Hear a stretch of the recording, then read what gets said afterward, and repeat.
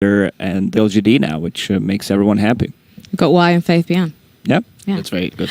I was wondering, for you, do you think also the way that you associate kind of teams and iconography with TI isn't just results, it's also on individual players as well? If there's a potential favourite player you have, you are kind of rooting for them no matter what team they're in.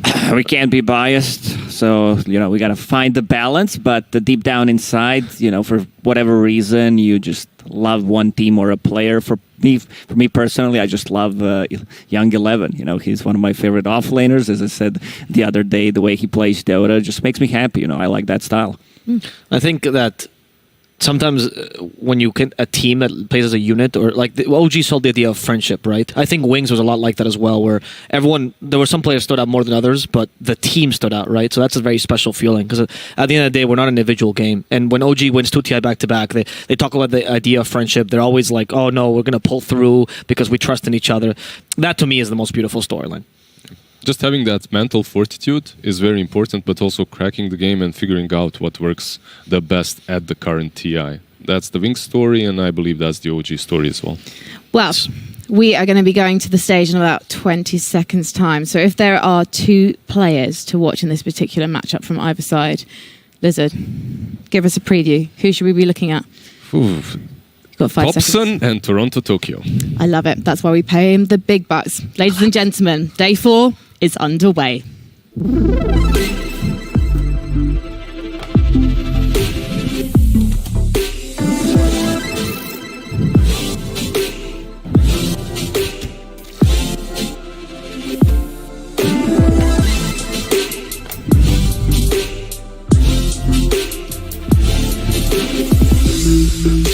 Ladies and gentlemen, they've done this so many times before that you don't even need me to introduce them, but I will. This is Team O team that doesn't need to be scared. They don't need to be nervous as they walk into those booths, because everyone here sees them as icons. They will always be a team that can surprise you with their off-meta picks, with their surprises, the way that they take on these lanes in a way that we've never seen it before. But Spirit, they're coming out, and they're going to be coming out strong in a moment.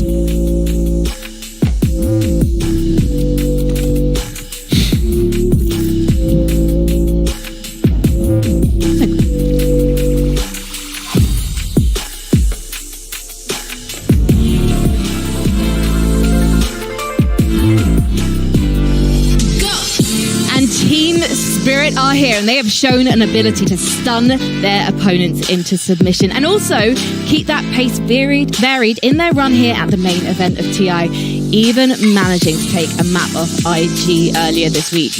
We last saw them powering through Fnatic for their lower bracket survival, and they'll be out to pull off another shock victory today against OG. This team is absolutely fearless, and they're here to crush some dreams, no matter who their competition is.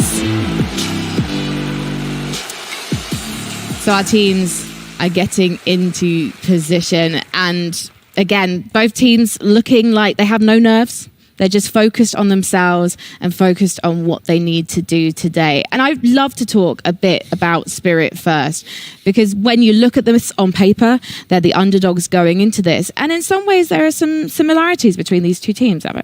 Yeah, I do feel like Team Spirit could be called like a very young, inexperienced OG to a degree, right? They do like the team fight. They do like the chaos. Actually very Eastern European in that sense, right?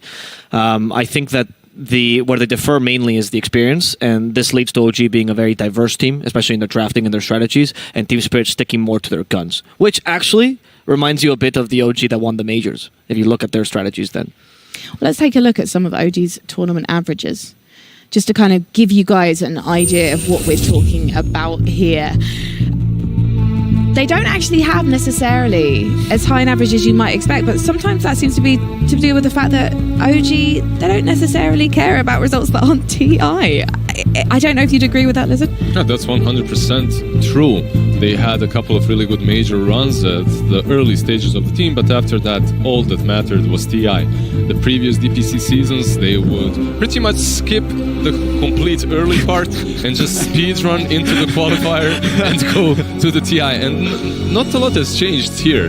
They were kind of forced to play in the seasons this time around, but it's the same storyline, getting their last player just before the TI, scraping through the qualifier, through the ties with Dundra and getting here. The story of OG through the DPC season, we can sum it up and say, someone's late for their job, they apologize, sorry for being late, it won't happen again, and here they are. Here they are, they're ready to work. I should clarify that those stats were actually from TI10, but it just reminded me of the fact that back in the day when OG went into TI7, having won like 4 majors, and then obviously bombed out a little bit early, and then maybe in TI8 when they didn't have that pressure on their shoulders, made that memorable upper bracket run.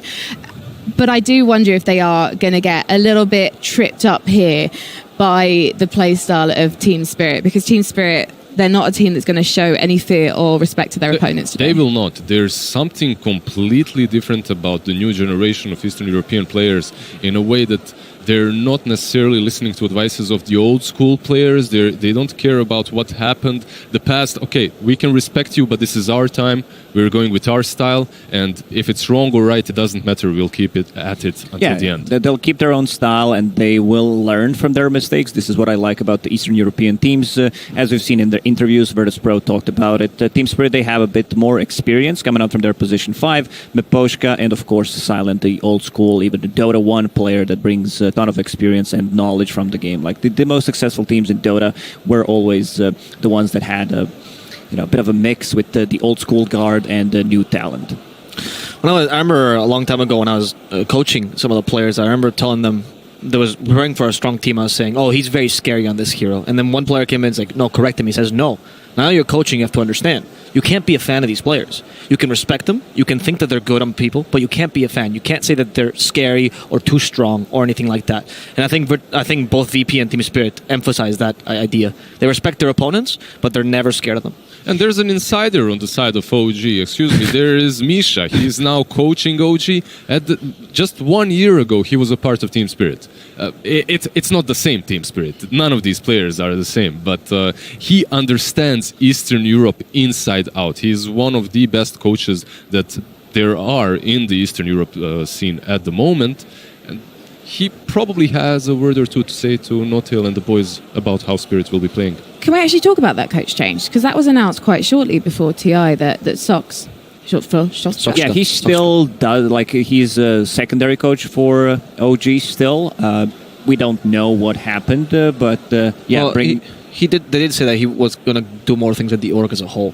So that was partially why they were relaying some responsibility. Oh, because I remember reading that he's still going to fulfill the obligations of the second coach, because his love for the game, still insane, but might need to do some other stuff. And I think it's also fine to bring in another coach. Doesn't necessarily need to be the head coach, but to have a different view of the game, to bring in some new, fresh ideas. Because Dota as a game, it changes constantly. Every 2-3 months, we see a patch, we see a big one dropping, and then you need to figure it out. You need to figure out how to adapt. You need someone who plays a lot, who decides to test things out, to see all these possible combinations of the heroes, of the spells, new items, new neutral items coming out.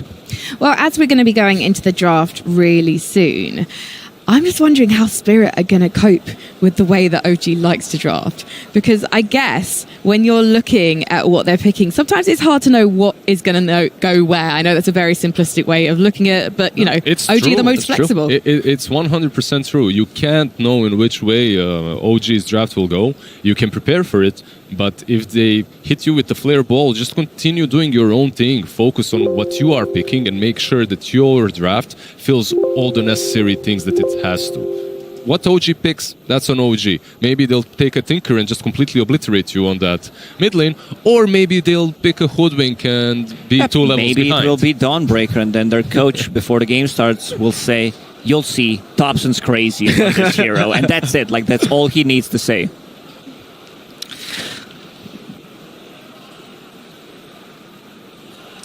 We're going to go right into the draft.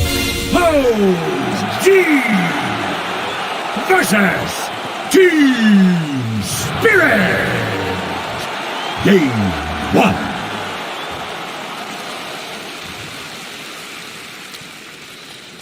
And as we get started with the draft, you know, I asked for Christmas. I was like, guys, can I please get a draft panel that's bigger? And it's finally happened. I'm hosting a 4-person draft panel. Santa Yeah, we Claus needed to exists. bring some extra smart, and that's why Effie is here. Yes. Now our MR altogether, the average is 2K. Did it. All right, Effie. That's so, good. since you're here, I'd like to hear your ideas first. What can we be expecting here from OG or Team Spirit? Magnus. Magnus, you think is... You talked about it yesterday, about being like a top pick. Can you elaborate on that again? I would be really disappointed if I didn't see it. It's just that it feels so strong. It feels like it doesn't even need RP anymore, right? Just horn toss skewer, and you can win a fight by yourself if you isolate the correct target. And obviously the bonus of allowing your cores to farm faster and being flexible in how you want to play in your item build and your map movements. I just feel like this is a very high priority hero. They could get it right now. If you look at OG, they banned out the Tidehunter and the Mars. Do you think Collapse's Mars is worthy of a first phase? Yes. Especially because of what Purge was talking about, where they run the Mars Eye, all right? I want to ask you two, the experts on Team Spirit, does Collapse play, Magnus? Yeah, he plays pretty much any given hero on that offlane. He's a Giga Chad. You don't ask Giga Chad if he plays a certain hero. It's in his blood. there you go. Good call, Effie. Yeah, with the opening Magnus, as we already know, we've seen Effie explain why this hero feels so strong. I think someone said once Magnus gets his shard, it's like a guaranteed hook from Pudge. Like, it's a better version of the hook. Jenkins said that. Jenkins said that? Okay, Of course he did. Of course it did. And he also said Necrophos. So... You know, he's a man of many talents. But Wyvern also, what this hero does is split up the fight, and it's one of the better heroes against Magnus once he decides to go in with the RP. So this is like something maybe that did not want to pick straight away. Also, you have... Tiny can blow you up. Tiny, these days, they build into Echo Saber if we're talking about the position 1 Tiny, and then going into Silver Edge, so you're never going to feel comfortable as a Wyvern. But if Tiny uses a combo on one of the heroes that can't survive it, then all he does is deal physical damage, and that's where Wyvern kicks in. That's exactly what happened last night, right? In the series, PSG LGD picked the Wyvern, and it looked pretty damn easy and simple for them versus the Tiny. Yeah, I think with Wyvern, she's felt like more of a situational pick these days, right? Because in the past, when you would just build the Holy Locket and heal over everything, and that was pretty much your gameplay, you didn't need to do more. It felt absolutely ridiculous. But now it's become more of a niche pick in that you really do need to play it versus physical damage for it to be valuable. And they kind of made it so with picking this Prophet, right? Yep. There's just inherently more value in Wyvern, not only because Prophet does physical damage, but because she can actually defend the lanes that he's pushing, right? She can just sit and spam Splinter Blast. Usually it was picked up versus the Prophet. Not only the Wyvern, you also have the Magnus. Suddenly your Sprout isn't as valuable, and your pushes aren't going to be as potent because of these two heroes that can defend easily. Okay. I still like Prophet into Winter Wyvern, because... whenever I see Bane, Oracle, Wyvern, Nature's Prophet on the offlane is that hero that can punish it, because you don't deal well with the summons. Early on, we're talking about Wyvern getting 2 points in Splinter Blast, possibly. It's still not going to be enough, and also this is the hero that builds into silence early on, can easily TP back, so one way to control Wyvern. I don't think Wyvern's going to have a good time. We're also going to see like a backline jumper coming up from possibly a mid lane, or maybe even like something like a Spectre to be able to deal and take out the Wyvern before the fight even starts. On the lane, for sure. I agree completely. Like, those treants at the moment, they feel like even if you kill them, you get nothing. It doesn't matter. Yep. Like, you prevent him from harassing you a little bit, but it's not even worth the mana that you're wasting on them. The only other team that was doing a first phase Prophet was actually Fnatic on Jabs. They were doing it as a 4. You think this could actually be a support Prophet for vision control? It's very possible. I remember a couple of years back talking to Notil about the hero, and it was extremely popular on position 5 back then. And he was saying, this hero can do anything. Like, not only am I 5, I constantly have farm, because I'm just sending trees around and they're pushing out waves. You're basically farming the whole map, and the wards that you can place with position 5 treants are always going to be better than what any other position 5 can do. Seeing the Terrorblade ban, I think they might want to go for something like maybe Luna, even possibly. TA is banned out, so OG with Nature's Prophet and Tiny, they have a very fast lineup already, so they don't want to rely on any of the cooldowns. So you want to be fight ready pretty much all the time. This is how OG historically has been playing the game. We're going to run at you. We're going to create a chaos, put you out of your comfort zone. And with these two picks, I just see it happening once again.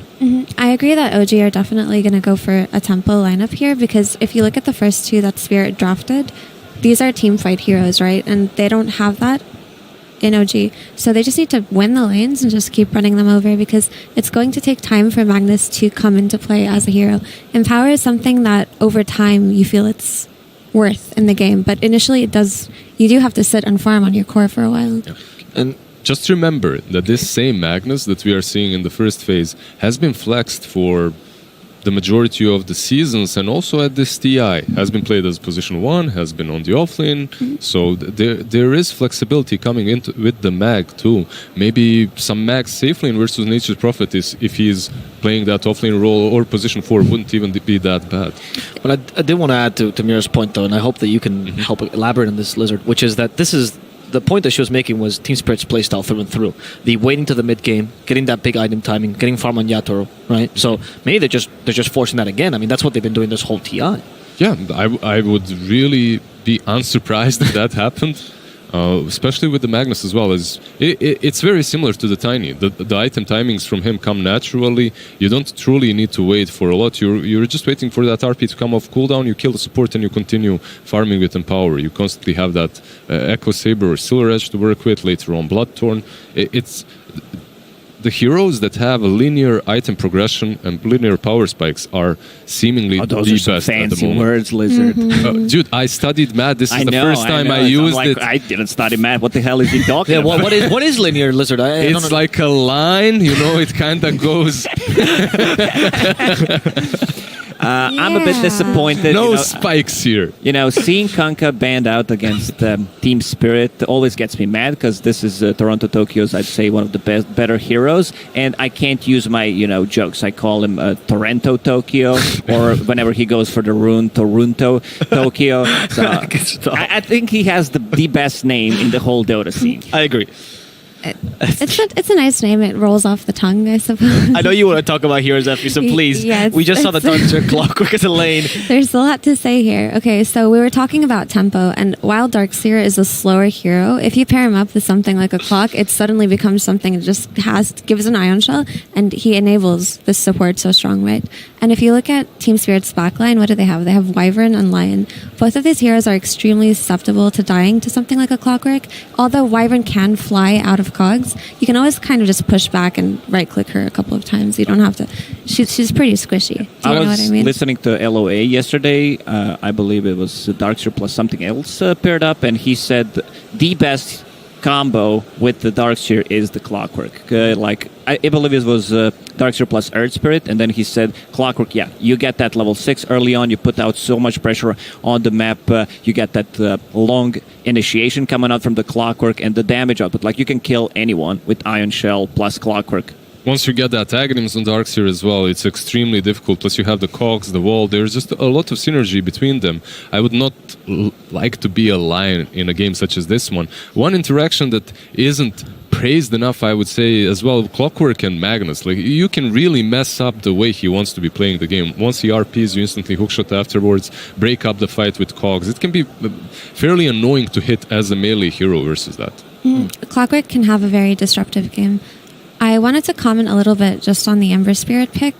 While it does look like Ember should have a fine time early on, depending on Nature's Prophet, where he's going to be played and when he's going to get his Orchid timing, he can die. Ember Spirit can die quite easily in this game if OG hit the timings that they want. So we're going to have to see this Ember play a really good game. And they prepared the Ember game with the bans, right? Banning out the Morphling, banning out the Dawnbreaker. Dawnbreaker was extremely strong versus any Spirit.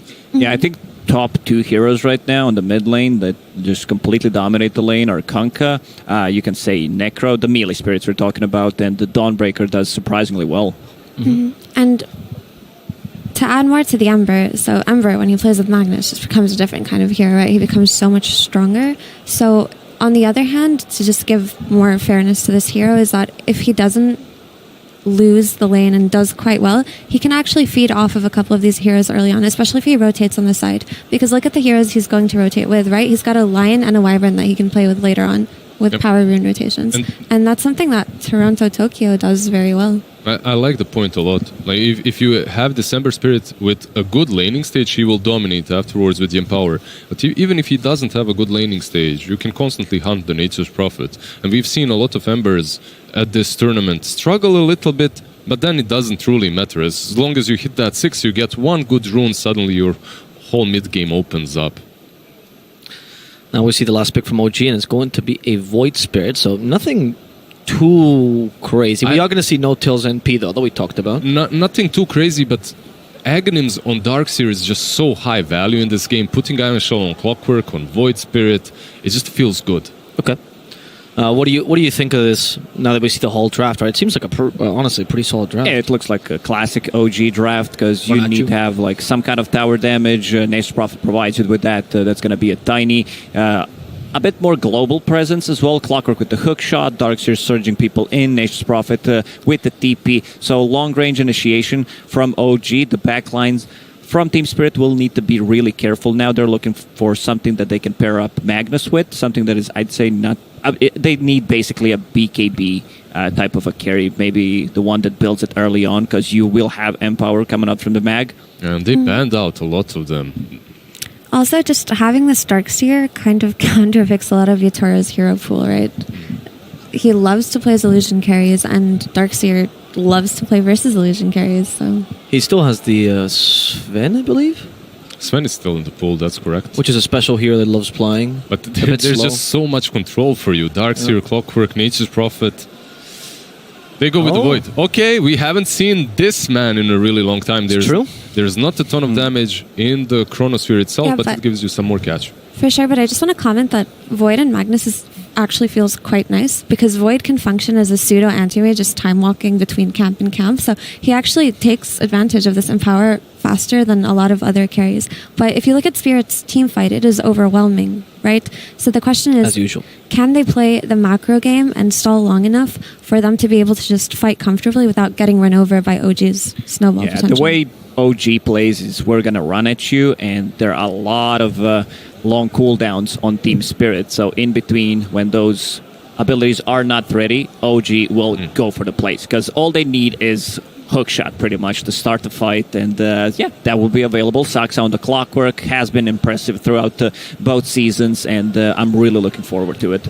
But Team Spirit is the king of team fights and waiting for the right moment, right? They are, but I feel that Toronto Tokyo has such a high burden, heavy burden on his shoulder that he needs to carry out his team before they get their spells, before they get their items, before everyone has his cooldown off, right? Like the Chronosphere, like Mira mentioned, the RP, those are high cooldown spells. So Toronto Tokyo will be the one that constantly needs to be active, and you're playing into some heroes that can completely match your pace. Not one, but 4 of them.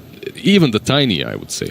And typically the question is, if you want to play the macro game and hold out, it's can you play a side lane Dota? Can you push out these lanes without getting caught out? And we've seen Team Spirit excel when Toronto Tokyo is playing something elusive like a puck. He keeps these lanes out and draws heroes to him. But he's an Ember this time, and he's in a bit more danger. And who else can play this side lane game with him? It's pretty much only safely the Wyvern, right? So it's going to be scary for them. But if they hold out, they have overwhelming team fight. So I see overall my panel is a bit OG favored here in this draft. A tiny little bit. I see Notel playing the 5 Prophet, and I think it's good, but it's playing into a Collapse Magnus. Might be rough. Okay, we're gonna see if they're right. And to narrate this game, we're gonna have the wonderful Trent and the magnificent Lyrical. Thank you so much. Of course, the panel very much in favor of OG. But Trent, I gotta say, I've been enthralled with this Team Spirit team. It feels like in so many ways there's a Cinderella story going on right now, trying to take down the two-time TI champions with this young team. Can they make it happen, though? It's going to be a tough test for them. Tough test for anyone in the lower bracket. That's what OG is indeed. But we're back to early eliminations here in the morning at TI. So got to get those morning jitters out. You know, a lot of players say that they don't like to play right when they wake up, right? So who has prepared Who got up nice and early? Who squeezed in a pub before this one? That's the question. That's a good question for sure. And it's something to watch for. If there's any of those early game jitters that we've seen on occasion, it does look like all of Team Spirit get together to kill off a Treant. Most likely we'll see several more of those. But again, we're getting into Darkseer. We saw one of these last night. Went really, unfortunately, poorly, mainly because of that Oracle pick. But you saw Team Spirit do a pretty, or rather OG do a pretty nice play. They waited until they had the Lion and the Winter Wyvern picked, and now they're able to get away with this one. And obviously, throughout a long period of time, Seb's Darkseers looked really solid. Yeah, for sure. And paired up here with the Clockwork. Unfortunately, though, Soxa did just get spotted placing that ward up on the pillar as they had a defensive op sort of near their own outpost up there. So that one's going to be gone pretty fast from Toronto Tokyo. Instant D ward. And as they're going to battle it out for the runes, can they get there a little bit quicker with the fingers? Doesn't quite look like it. Soxa able to take that one, and that's going to be a trade-off of 2 runes apiece, as OG will come and try and contest that Wyvern Faceless Void lane, the Clock Darkseer. Well, look, it's Spirits in the mid lane again. It happens all the time. We're there at TI, you know, the Spirits all year throughout the DPC. I feel like it's just grown and grown and grown in terms of this, like, the mid lane sort of being dominated by the Spirits, and some will get buffed and some will get nerfed, but in the end, we all came back to these heroes simply because the ability to move around the map that they provide, of course, and that idea of, like, initiation and just, like, setting the pace for your lineup, that used to come out of the offlane quite a bit as well, but I feel like some of those heroes have sort of slowed down a bit. I feel like that pool has kind of shrunken. But this time, I mean, mid laner, especially for OG, very much enabled by the offlane with the early Ion Shell for the aggression, sort of going after the hero kills, whereas on Team Spirit, you're going to have this Empower, which can be a little bit more like sort of the farming up and late game strength. Right, and obviously can still be very active early, depending upon how they find some angles, but they're going to need to wait and play around Collapse, most likely, with that Magnus Blink Dagger that he'll eventually get online. And as you can see, the CS still pretty even across all of the different ways there. Mag 2-0 right now is the only one that's a little bit further behind, but that's sort of to what you can expect when you're playing against a tiny Nature's Prophet. It's super frustrating to play against. On there, Aether Remnant used, but nothing really afterwards. So yeah, just the normal stuff that we would expect to see. Seb also grabbing that Ion Shell onto the creeps and pushing underneath the tower, actually keeping that hurt onto Itoro and Pushka. Yeah, if you were here last night, you may have witnessed a Darkseer game for the first time, really, in this TI, because we haven't had very many. And so to see one on the main stage was nice last night, but he got counterpicked really hard by the Oracle. Instead, in this game, we have a different situation where Seb knew what his lane was going to be, at least in terms of the support, and that's looking pretty good for him, because a lot of the carry players don't necessarily have like the best answers unless you go like Anti-Mage or some like crazy hard counter. So Seb should have a pretty good time up here, and so far getting up into that second point in Ion Shell will be the real key. For now, Sox is just aiding in that endeavor by bullying back the 2 heroes from Team Spirit. As they will get the push down there, no tail, taking a little bit of a beating from Collapse. And Mira just there to provide a little bit of support. They are going to try, most likely, eventually, to get a side pull going, as that one is open, but No Tail's been doing a good job of consistently body blocking it as he's forcing back Collapse, but a little bit of chase down. They have Skewer as well, as the Shockwave tries to bring him down low, and No Tail barely walking away from that one. Instead, it's Mira that gets the first blood with the right click and also going to get Collapse out of there. Yes, man, I was trying to wait on that for the perfect play with the Avalanche, but not able to get the turn, so No Tail goes down. Of course, no items other than regen at that point. Used up his last Tango, too, so just sitting with a salve and then buys more Tangos, so pretty poor Nature's Prophet, but top lane, another 5 going to go down here. Soxa might even run to the tier 2 after grabbing that kill, you'd imagine, because you might as well go home at this point, and yeah, he's just going to head into the abyss. Oh my god, Soxa does end up going down. You can see, like you said, giving up his life there to the tier 2 tower, so nothing really to write home about with that one, but so far, so good for Seb in this top lane. Already level 4, hanging on to that extra point if he wants to go for a vacuum play or something else. Yeah, and you have an issue as a Faceless Void where you really hate damage over time, too. You have some mobility, so like you can definitely play around the Ion Shell in a lot of ways. Like you shouldn't be cornered necessarily, but still not an amazing matchup for the hero. True enough. And they don't really have a great way to punish this when Seb can just come in, disrupt your pulls, and then surge away. But Miposhka going to be heavy on the chase. Does still have the ground boots here, too. Toronto Tokyo barely able to get away from that one now. And it does look like they're going to be able to get him out of trouble as those rotations were coming in. Making a lot of moves early on here. And right now, the only one that is a little bit further behind is going to be Collapse on that mag. Going to be looking to boost up his allies this game with the Empower, as the panel was discussing there too. Basically gives you a free Battle Fury, essentially this idea of cleave, so you can farm over the neutrals and the lanes faster, get your hero online a little bit quicker, and eventually scale even better into that late game. Can also perhaps change up your builds on the Faceless Void if you want to capitalize on that damage a little bit more. Currently thinking about just the Mask of Madness, pretty classic item on the hero. Yeah. They will clear through a lot of those treants, actually. So that's a nice little boost there for Collapse. As treads are done and up top, looking to get a little bit active here. The Ion Shell and the surge forward. Toro has to jump away again. 5-second cooldown. The slow and steady beatdown that he's getting from this. They will be able to force him back with a couple of lucky bashes in there. On the other side, you can see No Tail does go down to Collapse. So just all-out aggression. This is what we were expecting from this match today. Yeah, he still has nothing but regen on this Nature's Prophet. So really taking one for the team here. Yeah. And is it working out for Sumail? Pretty well, right? He's a little bit ahead of the Faceless Void, so Tiny kind of happy, but it's that mid lane here that you see going pretty significantly better for Thompson, right? 300 gold up against his opponent here. And, I mean, the last hits are the same, but the value is certainly not. True enough. We'll have that Yules on the earlier end, too. And once that's up on the Void Spirit, you can see him rotating around the map. He's going to be comboed up with the Ion Shell from this Darkseer. You're going to have the Hook Shot on the earlier end from Soxa, and then you're going to have Global Teleportation from No Tail. Money changes. Sounds like a lot of aggression. That's a lot of aggression. That's a lot of initiation. That's a very dangerous situation for any hero to be in. However, there will be mobility tools, right? You're going to have your skewers on Collapse. You're going to have Time Walk. You're going to have remnants from the Ember. So the supports maybe won't be so lucky, but OG, you're going to have to layer those initiations carefully just to make sure they don't make too many mistakes with these escape spells. And you can see every time they make that move, it's like 1 or 2 CS that Toro has to sort of jump away from and misses out on. This is what you're hoping to do with this Darkseer, like get that pressure on. They're not counting on kills here. You know, these aren't missed attempts at going for the blood. It's just trying to annoy and ruin the game of this Faceless Void. Well, and in the meantime, Thompson, they will use a quick little glyph there, just messing with his last hitting potential. As Toronto Tokyo actually wanting to get aggro, jumps forward with that DD.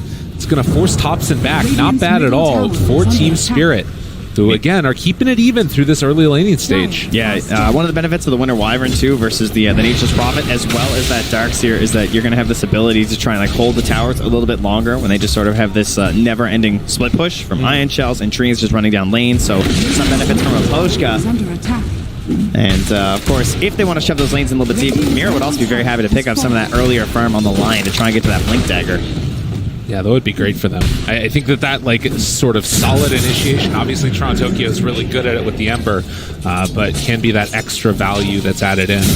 I do, for Mira's sake, hope that he finds that farm on the earlier end, though, because I feel like it's going to get into a very difficult spot. But all that aggression in the mid lane does pay off massively for them, getting that tower for Toronto Tokyo. Thompson trying to get the punish here.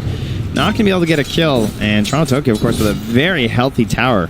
No. Should be very pleased at the start of this game. Sort of keeping our thoughts on that net worth and where it's going to go eventually. You can see, a little bit of a dodge back there. Thompson gets a haster, but you can see Tiny's still sitting at top. Toronto Tokyo's up there. There hasn't been a big extension as far as a lead one way or the other, but No Tail gets found out in the trees. The jump forward Hex into TP. Does Mira manage to make his way out? They do! So get the kill and then escape with the other support. Seb is trying to get aggro, but it ain't gonna happen. Yeah, they actually... This is good, though. Oh, yeah, that is true. Clean up some of these stacks. Of course, you know they're going to have them. Even with the ward, Team Spirit can do nothing but watch as they lose on a bit of gold for their team. And Yadorov still being very frustrated by this clockwork, I'm sure. But still keeping pace with Sumail, so... As No Tail comes on over, spots Toronto Tokyo taking some of these camps. Was hoping to find a ward, but nothing doing there. And another stack up actually onto the Ancients. So this is going to be pretty high value. Most likely, I mean, this is going to be probably a trade-off of maybe, you know, Sumail taking it with the Tiny, but likewise, you could give it to the Darkseer. Yeah, Take no it tell. quick. You can see, very surprised. He's just like, oh, really? No wards? You know, checks with the Double Sentry, and again, this Nature's Prophet. You know, he's upgraded. He has a chainmail, so getting pretty darn wealthy now as he suits up. But you're always looking for those great wards when you're playing this Nature's Prophet, because you can just go anywhere on the map, TP back out, go for the really deep pillar wards, perhaps, and that's going to be a huge factor for them, right? Because you're playing with this heavy initiation lineup, and initiation is always much, much easier when you have forward vision. Not wrong about that one for sure.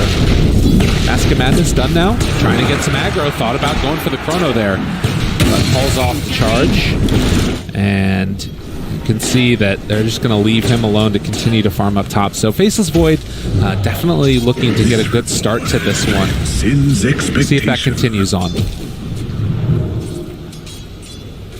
But another stack over on the Ancients got by Team Spirit. And for them, obviously, with the Empower, this is an easy cleanup. But I feel like there's an opportunity here for maybe either one of the teams to try and go for a steal. Could make a difference. Right now, OG up about 1,000 gold. And we're just trading towers. Does feel like a bit of a ticking time bomb, though, I have to say, for Team Spirit. I'm really curious to see how they're going to manage to hold through this impending assault from OG. They're going to have some cooldown issues, right? Oh, yeah, with the Chronosphere on the 160 on the earlier end, the RP always going to be that 130. And you look for cooldowns on OG, and, you know, hookshot's a minute. That's pretty much the biggest one that they really need. Like, wall's nice, sure, but it's definitely not needed in every single engagement this game. And I just feel like that is going to be a serious problem for Team Spirit. Well, you know, it's interesting. Like, memes aside, when I think of Darkseer nowadays, particularly out of these pro players, the two ones that come to mind are Seb and Mind Control. And often, Seb has been playing in, like, the kind of carry Darkseer role. This is actually more the style that Mind Control would play, where you play sort of this supporty element, get the quick mech, max out Surge, just start running around with your team, and then enabling that other big bad carry. And we'll see how it works out for him this time around, as it's going to be a lot on Sumail to make those moves. And obviously, of course, Thompson playing on this Void Spirit, who had an absolutely fabulous game before. But Team Spirit, they're going to send themselves in here, clear out that Ancient stack. But OG, they wanted to get the objective. They want to get this tower. The pieces are coming together, and it's a little bit too fast right now. Maposhka's still looking for that level 6 to hope to come and help in the mid lane. And there they go, right back in. The wall is down, onto both collapse. The mech up, living a little bit longer. Toronto Tokyo walks in, and look at the Chrono. It's going to connect right onto both of them. Seb goes down. Skewer into the RP, only catches on the clock, but that's enough. And look at this, Team Spirit. Beautiful. Walk through, take them all down one by one, and find one more to boot. This is so important for Team Spirit, because you're using the RP, you're using the Chrono. You can't just get one kill, right? You need as many as you can get, because that's a heavy, heavy expenditure. But they were very victorious in that engagement. And now the question is, how are OG going to rally back from that? They're just going to run right back to that mid lane? It's a fairly likely scenario. You can see here again, just that immediate move in, and they felt like they would be safe because they could go for that, you know, Soxa control immediately afterwards on the Ember, but Toro just getting involved in this fight early on, lacing down a really nice Chronosphere, catches onto a couple there, and then obviously collapse with the follow-up. And, you know, when you bring 4 heroes and all 5 to the fight, they smoked up here. This was, they moved through a ward that Yadoro had. He might have a false sense of safety here. Jump. Lift up, Yule Scepter, the Remnant down afterwards, tries to catch, and they get the kill. Hook shot afterwards, it's enough. They bring him down. And with that, Team Spirit going to cancel the TPs. So like you mentioned, the low cooldowns on OG, they make use of it. Yeah, just right back at it, and I don't expect that to be the end of it. You can see they're just moving through their area right now, just saying, go ahead, we know you don't have much left. All that remains really is the winner's curse. It was gained during that fight in the mid lane. Maposhka found the experience from the kills that Team Spirit gained, so really the last big spell they have left in the tank. And that's 2 Tier 1 towers taken for both teams now. Both mid and safe lane gone. And the question remains, how do you transition this now? So often I feel like we've seen teams kind of flounder Flounder, perhaps? Blunder of Flunder? That's the one. You nailed it. Yes, okay, good. Thank you so much for that. I appreciate it. But yeah, much like I was doing, they'll flub a little bit. Yeah. When most of your English just comes from chat lines, it can be difficult, right? It's a hard life we lead. But we get through it together, Trent. We're doing our best to share language across the globe with all of these new chat lines. You always got to look stuff up. You can learn a new phrase. That's why Dota is the best global game. Too true. What a great message to send out there at the end. In the meantime, OG, they're going to try and keep pressuring in here and forcing Team Spirit out of their base. They are underneath a ward, which does keep a little bit of the extra knowledge up into the favor of Team Spirit, but maybe a bit of a move down bottom. Soxa there with Seb. Thought about it. Decides not to go. No, they have those tools back up on the side of Team Spirit, right? Yep. Chronos there. RP's there. OG. How will they decide to play around these? Are they going to try and force those in bad spells? Try and pressure a tower early? Are they just happy maybe holding a little bit higher percentage of the map than their opponents? For now, I think the vision game seems to be a pretty key factor now. You can see some of those deeper wards you'd expect starting to come out from OG, but likewise, great wards in that bottom lane that almost spotted the smoke that took down Yadoro. And the wrap coming now.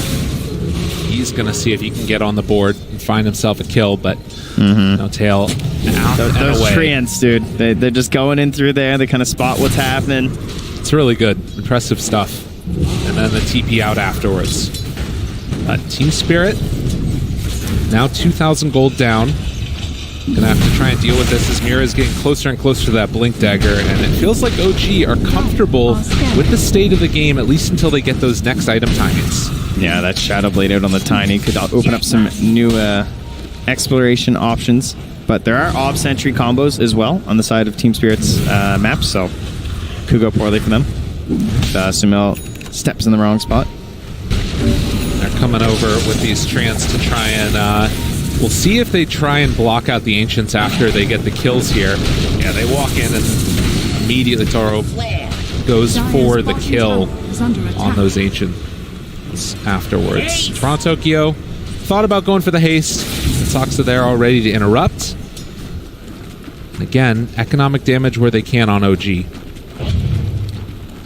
Thompson. I'm curious if he goes back for that same build that we saw the other game. It was super solid, just into the E-Blade after the Sanji Kaya. Very, very quick blow-up potential that they had going. I love the way Thompson has played through this TI in terms of just like relegating his own farm a little bit lower, even more so than before. It feels like they're really trying to offer a lot over to Seb and Sumail. Yeah. And he just wants those playmaking abilities. So just trying to get something that keeps him like active in the fights, going for this Sanj and Kaya.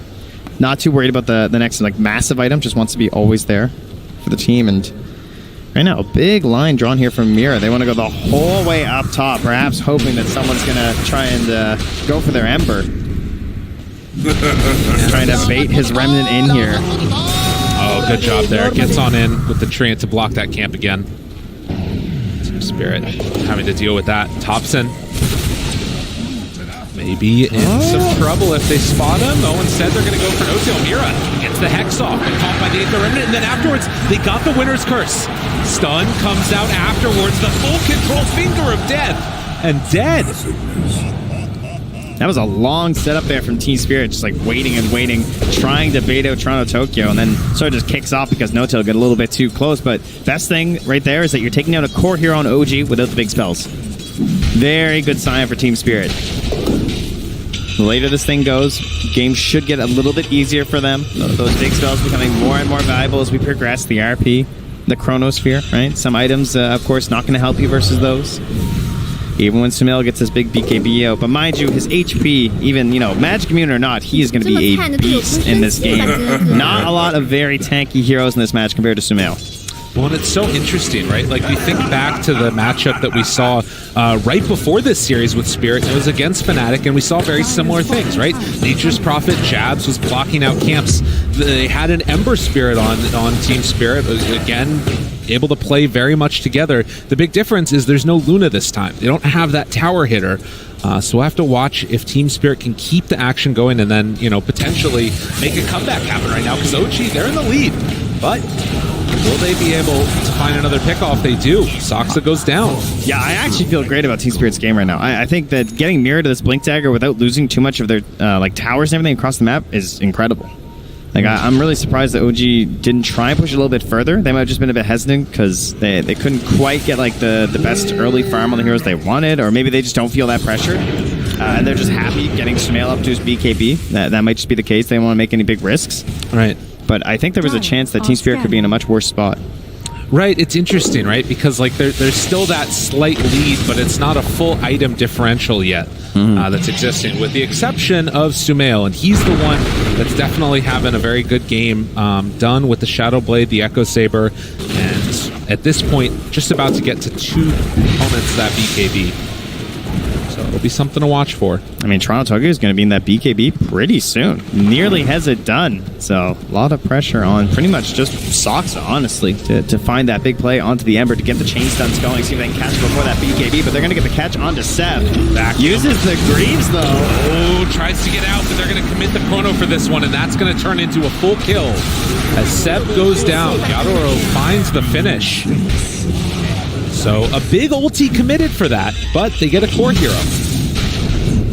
These kind of games can look very confusing too, because the score, of course, is 2-11. You know, Team Spirit, they got all those kills in the mid lane, and you just look over at OG, and you're just like, well, why do they have like, the gold lead? Like, what's going on here? But just being a little bit more efficient with the map right now. The experience isn't as varied; it's much closer. We'll have to see if the Team Spirit can suss this out and realize what's going on right now. The trend continues. Yeah. They're going to get objectives if you guys want to get kills. Comes at a cost. Nothing comes free. But it is still going to be a really strong time with these BKBs done. And actually, Sumail has to go back out, pick up another tree here.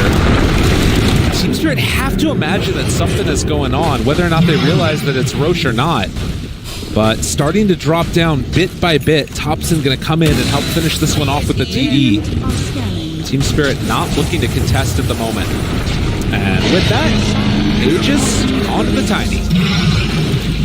Yeah, with the RP and the curse up. A little bit frightening, but of course they do have some great vision options here between the trains being thrown around. They have their flares. They even used a scan, so The seeds of force. OG, slight risk, but calculated to be a benefit in the end, and they were correct. And look at this, Seb showing on the lane. Team Spirit, they're going to run right into him. You don't have an Aegis, sir. Hello, hello. The jump forward, want to bring him down. Back wall afterwards, though. The turnaround coming from OG. Able to get the calls pushed back, but Seb already dead. Now Thompson looking for the pullback. Onto that winner. Wyvern going to get the kills. Sumail finds the back line, going to catch Mira and kill off that lion. Collapse. Has to jump away. Toronto Tokyo goes for the remnant through. TP out afterwards. Do they have anything else left in the tank? No. Toronto Tokyo able to get away from that one at the last second. Yeah, only able to get the supports there, so looks, nice attempt trying to just go onto the darks here, but Soxa came through that hook shot right onto the Wyvern and the Mag. Those are like your 2 fight turners, right? So if he can catch those 2, the options quickly dwindle for Team Spirit in that fight when you already know the Chronosphere is going to be down. Like they did a pretty decent job of disengaging there, but it's still going to be a victory in the end here for OGs. They feel comfortable pressuring in with the Aegis on. I say that, of course, they have those big spells. Oh, and there we go. The winner's curse comes out. Collapse moves in afterwards. Does have a skewer to pull him on back on to Toronto. Get knocked out low. Has to run it out of there. Barely left alive. The jump through for another round. Winner Wyvern now dead. Sumail dropping lower and lower. Rooted. Can they find the finish? Needs one more hit, and they'll finally get him. But now Seb trying to chase down Toronto Tokyo, and the Aegis will be reclaimed as Toro caught. Has Chrono still. Yeah, but I don't know. Need to commit it. Has to jump away for the moment. It actually goes in. What? He wants to turn this around. Finds Seb now, with Toronto Tokyo having another salvo of spells, and Mira beat back alive. They might be able to find the rest of the finish. Oh, yeah. Sumail in trouble. Team Spirit are fighting back and trying to take down OG. He gets away again. No, Toronto Tokyo falls. Sumail is too big. And where's the detection? They killed all of it. Oh, wait, is he hunting? Oh my god, does he know? He's just hoping. Literally just walking in vision. Oh, but they're not quite going to be able to catch him. God, that was so close. What a play from Yadoro, going back into that fight with the Chrono, the Time Walk getting off there with the help of the BKB. And they find an even exchange, what was looking like just another victory there for OG economically. They will continue to hold the lead right now, and you can only imagine, like, if that Ember had Empower for that last bit of that fight, that would have been so much better for them. I mean, it turns it around completely here. You can see this winner's curse. He just got that BKB, too. Yes. You can see right here in the replay. So much damage coming out. You can see Sumail wants to stay aggro. You know, he's got this Aegis. Feels like he can fight, but they burn through it. You can also see, like, even when he comes back on the respawn, they did such a good job of kiting around Sumail. They're trying to focus down all the other heroes on the side of OG, sort of trying to ignore and dodge. Of course, Sumail, you know, he picks up a couple kills in the end, and he lives there because of that, but something that you're going to have to do. And, yeah, you can see right there, gets so low, 200 HP, but right back onto Soxa with the chrono, hitting onto 3-2. Very back into the game, though. Back into the game. The jump. Avatar's dead. Collapse caught. Winner's curse onto 2. Oh, but they don't have the Chronosphere. Baposhka down low and Thompson eventually going to burn him down to death. So OG, when they don't have cooldowns on Team Spirit, it's time to party. They make it work. 6,000 gold lead now. Even with the kill advantage, it's OG that are the ones that are pulling ahead. Oh, Toronto Tokyo, he's made some plays this game. Wants to try and push them off here. Feels pretty safe, you know, having the BKB and whatnot, but not enough to punish onto No Tail. And now Soxa coming through. Has the Ags, but both the hookshot and the overclock are both on cooldown. Not able to go for very much here. Of course, Soxa also wants to just keep following. That hookshot's coming back soon. No Tail here again. Sumail moves in, and they force the Remnant away. Soxa's there just throwing out. He's thinking about it. Wants to try and catch him. Maybe before he has a Remnant timeout or something. Now the 5-hero group up now from Team Spirit. They're going to smoke. No vision on this from OG. Have to be aware of this is not the hero they want, though. Oh, and look at this. Soxa pops the smoke with the ward in the middle. He goes in. Onto both of them. Catches onto the 2, but the Skewer out near a limit, but not for long. Absolutely obliterated. Soxa did his job. Ends up falling afterwards. Now No Tail tries to back away. Yadoro chasing. Right clicks. Has Chrono available. The turn. They've got Sumail if they want him. They have walk forward. They the have pulse. The chase. But they decide they don't want to fight. There was a buyback from that clock. Winner's curse to buy a little bit of extra time. That one tree and forcing him away, but Thompson able to find one kill. Yadoro backs away again. Without the rest of their lineup, Team Spirit don't want to take this fight. Gotta be careful, Seb. Backing back, jump away. And Team Spirit able to dodge that one. Yeah, not quite close enough to get the overclock and go for some hook shots there. Did cost Soxa a buyback. Only one to come back in that fight, but was a eventual slight goal game for Team Spirit. These fights have mostly gone even. Yeah. Near the end of this game, but again, still the lead for OG just keeps growing. Just feels like they get more gold from creeps or something. I don't know, man. It's just, like, how do they do it? Did it? That was the whole TI secret, it turns out. How is this happening? They're killing it. I mean, you can see it, though. Like, they just have heroes, you know, more so on the map that can farm a little bit, right? Right. Giving some of the bigger, higher kills. Oh. The pullback. Thompson, this would be a big one. Yule Scepter gets off. Where's the Hex? They have it afterwards. So, they'll find a much-needed pickoff by Team Spirit. OG right now still playing the objective gaming route. All Tier 2 towers down. That's also 45 seconds now where he's not farming towards that Aghanims, which is going to be another little power spike there for Thompson. And so, Team Spirit, you've held on. You know, you did a good job keeping those outer towers out for a relatively long time. You're going to push this to at least that second Roche. But what is the key to really get back into this game? I feel like it's Collapse and Maposhka just not getting caught at the start of these fights. Yes. All right, Soxa is constantly hunting for them, looking to get in and just disrupt the easy flow of the team fight that they're hoping for from those. These are supposed to be your like point and click winner's curse, easy setup for the single kill, and then of course you want to be lurking on the back as Collapse. And you know, this is a good mag game in the sense that like he has heroes that want to go in first, right? He has this Ember, he has this Faceless Void even that he can sort of play around with the RP, but so far Collapse not able to work that same magic that we of course know he has on some of his more preferred heroes. You can see all the pressure that's being put on. Like Toronto Tokyo constantly has to keep pushing out this bottom lane, and the tower is at half HP. This is a problem, and No Tail is the one that's making it a problem. Going afterwards into the freaking Moon Shard. Yeah, this is he just going to give that to here. Tiny? Well, if you remember, we'll get to that in a second here. Speaking of Tiny, Sumail, BKB. Avatar, Toronto, Tokyo, Flame Guard keeping him survivable. Hook shot afterwards, a great one. Catches on to collapse. Needs to be careful there. Finger of Death out. They have the wall down. Also vacuum up to the high ground. Calls push to the low ground. And on the other side, Mapochka goes down on the Wyvern. Look at the chrono. Oh, Yadro finds a great one. But where's the extra damage? Does he have enough on his own? Seb will end up going down.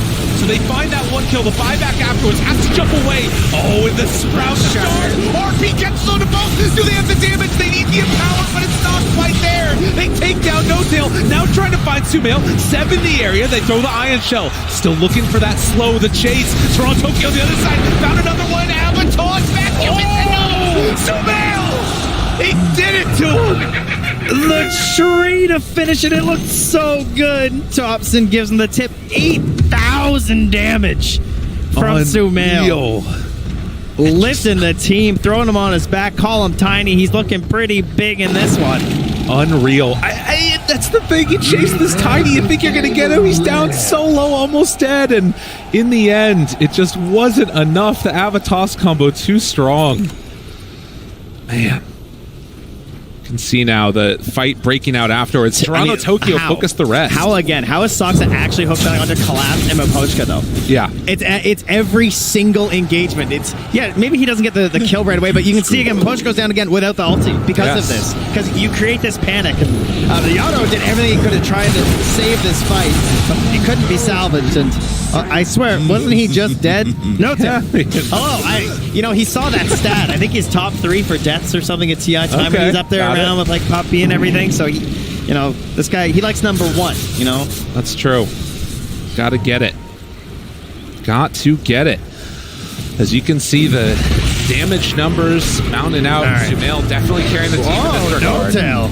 Okay. He's gonna buy back here. Interesting. Comes back in, wants to help them clean this up as quickly as possible, but you can see movement. Hook shot afterwards. Finds on the one. Force tap out. Jump in afterwards. Doing a ton, but these calls again catching on the boat, and they pull it all in. Tries to skewer out. It's not going to be good enough. Sox are dead, and they managed to live through that wall initiation. Now the winner's curse to buy a little bit of extra time. It's the illusion that's keeping it at the full range, but the BKB gets off a little bit too late as Mira. And Mapochka again dead on this Wyvern. Fast fish. So they claim that outpost, and Toronto Tokyo thinks about going back in again throughout that remnant, but not going in as Roche 2/3 HP. That buyback from No-Tail to kick everything off, throws out the ulti instantly, and honestly, the thing I'm saddest about is it's going to slow down that Moonshard gift here. Yeah, true enough. But now, Team Spirit, they see a possibility here. They have Chrono, they have RP, they have everything. He's there to break it again. Sleight of fist off the mark, but they get the pullback. Horn toss. Nice horn toss. Good free pick. That's a dieback. 70 seconds. I foresaw your No death tail. the moment you were No born. tail. Let's try to do something there. Do you like it now? Okay. Mid lane. Thank you. Is there a rewind? Do we have that production? Can we avoid that? All right. Anyway, we're good. You don't have time walk. That's okay. You have to live with your mistakes. Yadaro. Round 2. A little luck here. Jump in. Mira caught again. Thompson finds one. Hook shot onto 2 afterwards. Collapse on the other side. Does have an opening, but he runs into the cogs. Has to be careful. The overclock was used. Toronto Tokyo tries to back away. Sumail hunting, looking for a pick, but they find Thompson. Mira fought back right on top of a Finger of Death. Oh, but they dissimulate. And then the walkway silence out afterwards. Looking for the chase. Do they find him? Sumail misses on that avalanche. The Chrono on the other side finds Seb. Yadaro gets him for the finish. That's no buyback either on him. Soxa caught the winner's curse. Oh, it's going to take down Thompson. One by one, they're getting pulled apart. Team Spirit working together as a squad and trying to finish it off. Can Sumail do it all on his own? That PKB, it doesn't have a lot of duration left. Winner's curse, another one dead. Sumail is pretty freaking large. Is he really going to do this all on his own? Team Spirit, are you biting off more than he can chew? The Rock Man is pretty damn strong. This is a frightening scene that they're running from one. Oh no, you got to be careful. Sumail is scary, and he is mad. All right, I'm gonna do it myself. Yeah, apparently, that seems to be the only option left here for Sumail. Heroes on OG falling after that dieback from No-Tail led to an advantageous fight from Team Spirit. Great play from Yadaro. And they sort of just like spread out in that fight, you know? As you can see on the replay. We gotta keep our eyes on this. Back into the game here. Toss, push back afterwards. They get the Roche. Looking for more. Avatos, remnants away. Toronto Tokyo barely able to get out of that one.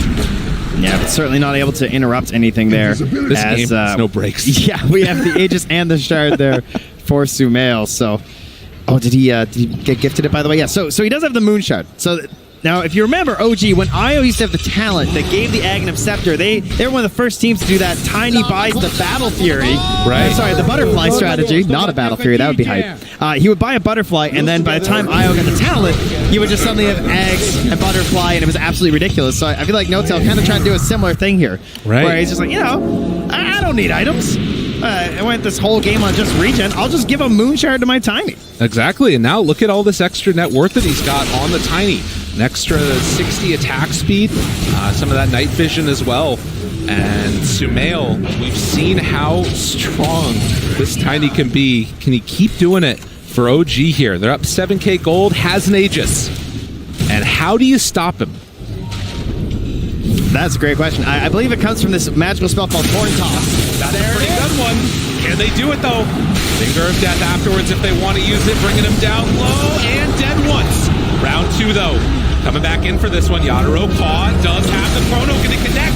They're trying to kill him off. Hookshot in. Is it going to be good enough? BKB out the wall. Everything provides to fail. So will it be enough? The Orphe! They kill him. They take him down. No buyback. And now looking for more. Step in trouble as they run him down one by one. They actually did it to him. Collapse. Well, I'll tell you. Tiny, he might be the hero of the tournament, but the spell of the tournament is Horn Toss. This thing, it's so ridiculous. It's like I willed it into existence because that's how easy it gets once you have this available. It's such a crazy tool on your high ground. You think Darkseer is good on the high ground? Mag with this spell is good on the high ground. An unbelievable series of events. And to do it like this on the TI main stage for this the youngest team at TI, Team Spirit, wanting to go up one game in this series, an elimination series against the two-time TI champions. The gall. They're absolutely wrecking here. 20-33. It's now down to a 2K gold lead. And more importantly, Team Spirit have an opportunity to try and take down these objectives. The most impressive part is this is a game that's taken a lot of patience from Team Spirit, waiting to try and capitalize on what OG's up to. And now they're finally crossing the river. Have we jinxed it? Is there a problem here? Soxa going to get ran at, misses on that hook shot to escape, and ends up going down. You can't give them an inch on OG for Team Spirit. We'll have to see if they can keep up this, but of course OG, they've got so much split pushing potential. You see NoTail pushing up top. Yeah, OG, a team are very capable of just shifting gears suddenly. You know, you think you've kind of figured out their game plan and something new sort of emerges and evolves as they're taking in the game state and adapting to what you're doing. And that's, of course, why they're so hard to beat. So now as Team Spirit, you know, they're trying to adapt, right? They're trying to say, like, okay, now how do we shift from always trying to pull back and then jump on top of OG? How do we become the ones who are actually getting that first jump and making these fights look successful? And, you know, sure, you can do it on your high ground, you can do the horn toss, but you got to find that out in the open map. That's a lot harder to do. It starts with a vision, and they have some great wards down here. Despite losing their Lion, they did get some solid vision, and perhaps that'll be what leads them into some better plays. NoTail manages to take that tower down on the bottom side. And a butterfly finish now for the Faceless Void. We also saw the refresher done for Toronto Tokyo on the Ember. So massive amounts of damage. Oh, Mapochka, he had to cancel his TP because there was a leveler sitting there on the ground. Oof. He had to drop the clarity. And can he actually survive? He blinked off to the right. Nicely played. Oh, getting the leveler back. The team needed it though, right? Like, yeah. They're going to miss. They try a hook shot. He's out. What a play from Boschka. I mean, this is a leveler with Empower. You do not want to lose that. Yeah, you have to get it because they are missing that hero dip. And now there's no hook shot. Afterwards, the pullback, they find NoTail. Gonna turn him in with that impale. Finds the kill. Oh, he wants it. He's overclocking. They're thinking about it. This is a dangerous go with the overclock. I mean, you can see that OG, they want to try and punish this moment where Team Spirit was a little bit separated, but they stuck together and able to dodge the initiation. God, what a Spirit. Yeah, they're taking a look now. They don't know exactly who's up on that high ground right now. They do have a ward back behind by the hard camp, but at least for now, Tadaro gonna beat away at this. Sumail goes for the opening. Ava, toss, jump in afterwards, but the force staff, and they get him! Dead for 100 seconds! That's their chrono, that's everything! Well, Collapse is still a lot, but he's gonna be forced back again. Goes for the long-range skewer, now looking for more. Mira goes for the Hex, and now trying to go for the TP out, but in the meantime, Toronto Tokyo actually picking off these supports bit by bit. Poshka will go down as well. So it ends up being a 2-for-1 exchange. And Yadro is just going to need to be a little bit careful on that initiation from Sumail. Too strong. I mean, they hit double force staff on the Mag and the Lion, but it's just not enough to get the save there. You don't really expect how much damage is going to come up. That was almost 1,500 magic damage burst just from the Void Spirit throughout that, right? Like, you think it's going to be the tiny, you know, like, no, surely they can't get through like 4,000 HP-ish. But they did rather quickly. That might be all OG needs. Again, he's sitting on an Ops and Sentry right now for Sumail. Wait, Portos again! They got Sumail. They don't have Chrono afterwards, but they might not need it. Mira continuing to control, looking for another round of this. RP gonna get off the mark and collapse. Bolts him back in. What in the hell? Sumail has a Ghost Scepter now inside the fountain. I don't know if he fought that or not, but figure of death out. Usually when OG is in the fountain, it's good. Not this time, as they pull him back down again. No Tail dies. Yeah, you want to give him a moonshot, you can go right with them, all right? Join at the hip, join the death. Again! The Hex is out from the Lion, and another round, another salvo, and Team Spirit will not be denied as they chase for more. But Poshka right on top of Thompson tries to jump out of there, buying some good time here. And Collapse finally tries to get him. Good. Oh my god, Thompson, what? Yadro, is he really gonna get out of here? No, they're chasing. They're going everything for Thompson, but it's not enough. Don't worry. We got horn toss. We're good. All right. Run it back, production. You know what we want. Yeah. No one else die, all right? Everyone else just go away. No more fights here. All right, look, watch this force staff. This force staff is so sick. All right, ready? Oh, turnaround RP. Skewer him into the well. Oh, collapse. He can play more than Mars. Unbelievable. And again, the Ghost Scepter trying to keep him alive, but it's just not enough. Just like that, OG now going to have to stare down a very long time without the rest of their heroes, struggling at this moment.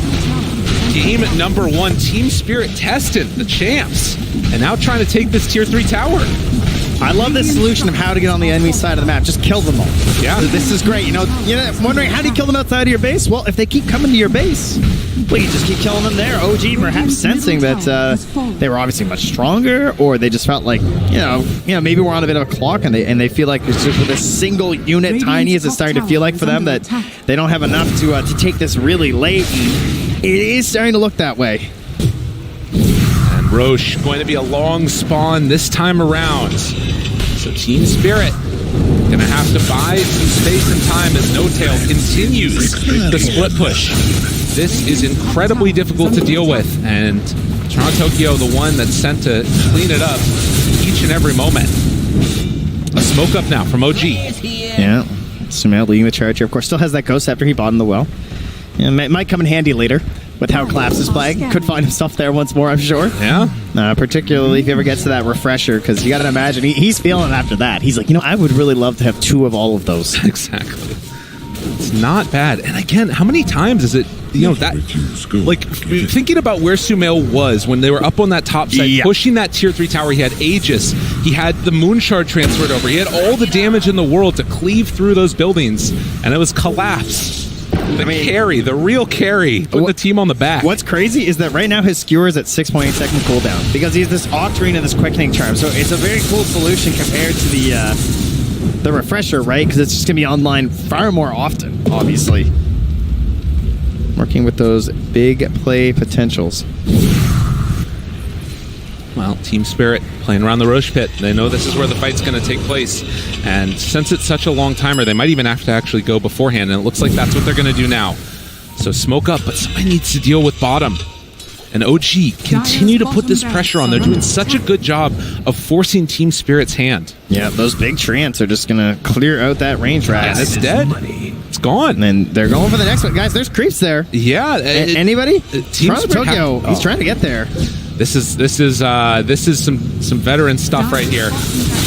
make the split push play, force Team Spirit to show. And of course, you have the advantage of the flare, right? So you're just constantly sending that in. You're going to have trance there too, so it's going to be very difficult for Team Spirit to deny any sort of vision around the Roche pit. Meanwhile, they don't have any of those options. There's no helm on this mag, of course, because Claps has gone for a different build, setting up with the mechanism, so they don't really have a way to just like check the pit for free. Other than just like sending in Toronto Tokyo and hoping he doesn't get vacuumed or something. It's true. Horn toss. They got him on and Thompson. They pulled him in too. Oh no, not like that. OG now looking for more. Sev got to run away. They buy back on Thompson. Wall down. Yadaro vacuum. Chase. Sumail Thought about the rundown, but with the 2 buybacks, Team Spirit will retreat. And with that, Roche will also spawn. They're going to smoke up here too. Of course, they still have everything. These are the cheap picks that you get with Horn Toss. Still holding Chrono, still holding RP. And that combo of like the Horn Toss with the Lion, and they get him again. pull him back in. Bring him on down. Hookshot. Try to salvage it. It's not going to be enough. OG don't have an answer for the mag, and Saksa also gets killed. Unbelievable composure and presence of mind coming. They from needed this Team for Spirit that roster. BKB too, right? I mean, all that damage was magical. He took 382 physical Got damage him on again! Tiny. What? They find him another time, and the Chrono down. Collapse. The absolute madman. Wow. He is looking for it right now. The bottom lane, sure, there's still creep. Toronto Tokyo's going to go back and deal with it, but he can't believe it. Says Collapse.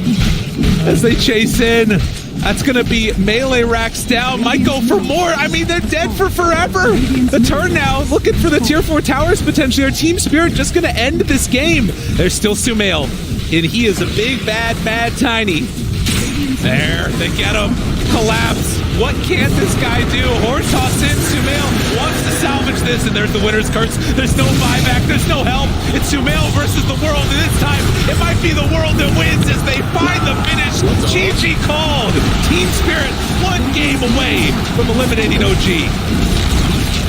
Not only is it a win, but it's the way that they won this game. Team Spirit recognizing that it was a matter of time. It was a matter of patience. They held out. They waited for their big spells. They waited till Collapse became the beast they needed and won that game. And we talk about OG. They're a team that adapt in the mid game. They change things up when things aren't working their way, but they didn't really see an adaptation this game. They decided that, we have to just keep going. We got to keep going high ground. Sumail's got to do this for us, but Collapse said no. Collapse indeed did say no. What an impressive performance. And again, I think that this is the type of team that's been gaining speed throughout the tournament. They're a young bunch. I mean, I'm just so impressed. They've looked so magical. What a run so far from Team Spirit. And OG, they're going to have to go back to the drawing board, figure out what to do in this game number 2. Yeah, the composure there from Team Spirit. Not even really like popping off too crazily either, I would say. Just kind of like, just like chilling, Another day at the office. Just getting a win. Well, stretch some legs a little bit here. I think that, obviously so much on the line. There's got to be so much that's running through these players' heads. Mm-hmm. But particularly for me, when I think about like how you keep a team in it throughout these breaks that they're going to have, like trying to get ready for game number 2, I feel like it's going to come down to Baposhka to really like settle those nerves and make sure that everybody's feeling good going to that game number 2. God, I can't wait. Yeah, it's also important to consider how that game started, and maybe it wasn't necessarily always going that well. So you're right, there were definitely a couple problems in terms of like, okay, we're being stormed. First couple fights, they went pretty well, but then the map, having a hard time controlling that. You're losing out on net worth, and you're just wondering like, are they going to get us, guys? Because this Tiny's pretty huge. It's true. It was that moment to me that I felt like really turned it all around. And again, I'm sure we'll see the highlights for it when we get back to the panel. But the big catch onto Sumail as he was going for the tier 3 towers up on the top side. Horn toss, pull back afterwards. It was absolutely perfect from Collapse. MVP for me for sure. But we'll have to hear what the people on the panel think as we send it to them. Thank you very much, Trent and Lyrical. And absolutely, it seemed to be like Spirit was saying, oh, you want to come near our base? Oh, would you like to come in? Well, we've got our friend Magnus here, and he's just going to skewer you to the back of our fountain. That seemed to be the late game strategy for Spirit, and it really they pulled it off, didn't they, Lizard? It was that invitation to a very boring friend's house, and he just won't let you go. He just keep on pouring coffee for you. He just doesn't let you leave. That's what Magnus did. That's what Collapse did. He said no. Lyrical put it really well at the closing statement. Man, that was insane performance by him. It was really good, but it was also his team. Like I think of that top Rex fight where they skewered him back. They used their resources so efficiently. Skewer back, they hex him before he lands so that he can't BKB. They used Finger of Death, but they saved Chrono. They saved RP until after he respawns. Like that was the crucial fight. And eventually, as time goes on and on, they just get too high in net worth, and Tiny isn't quite the same threat by himself. But we do need to talk about Sumail's Tiny, because at situations where he's 3v1, he seems to be one of those players who never seems to panic and can actually turn the tide of the fight. He was 5v1, I think, right? Like there were 5 Team Spirits heroes alive. I think he killed a couple of them. They had to back off. And he really showed the strength of the hero. I feel like that game had everything, though. The cost was even pointing out to me. One of the times where they went on Yotoro in the jungle, he had skipped his 10 talent. He had 1 point in time dilation. And he lived with like only a couple hundred HP. I mean, I don't know the math on it precisely. Like maybe the regen or the armor kicked in. But it was really close there. And it's like those small decision making that led to these amazing team fights with a skewer and a 5v1. I mean, I can't. It's a 5v1. And when you see Notail playing Nature's Prophet, usually in the past, he doesn't die way too many times, even though he's a 5. But in this game, boy, did he have it rough. I read that. I think he pulled a bottle to Thompson.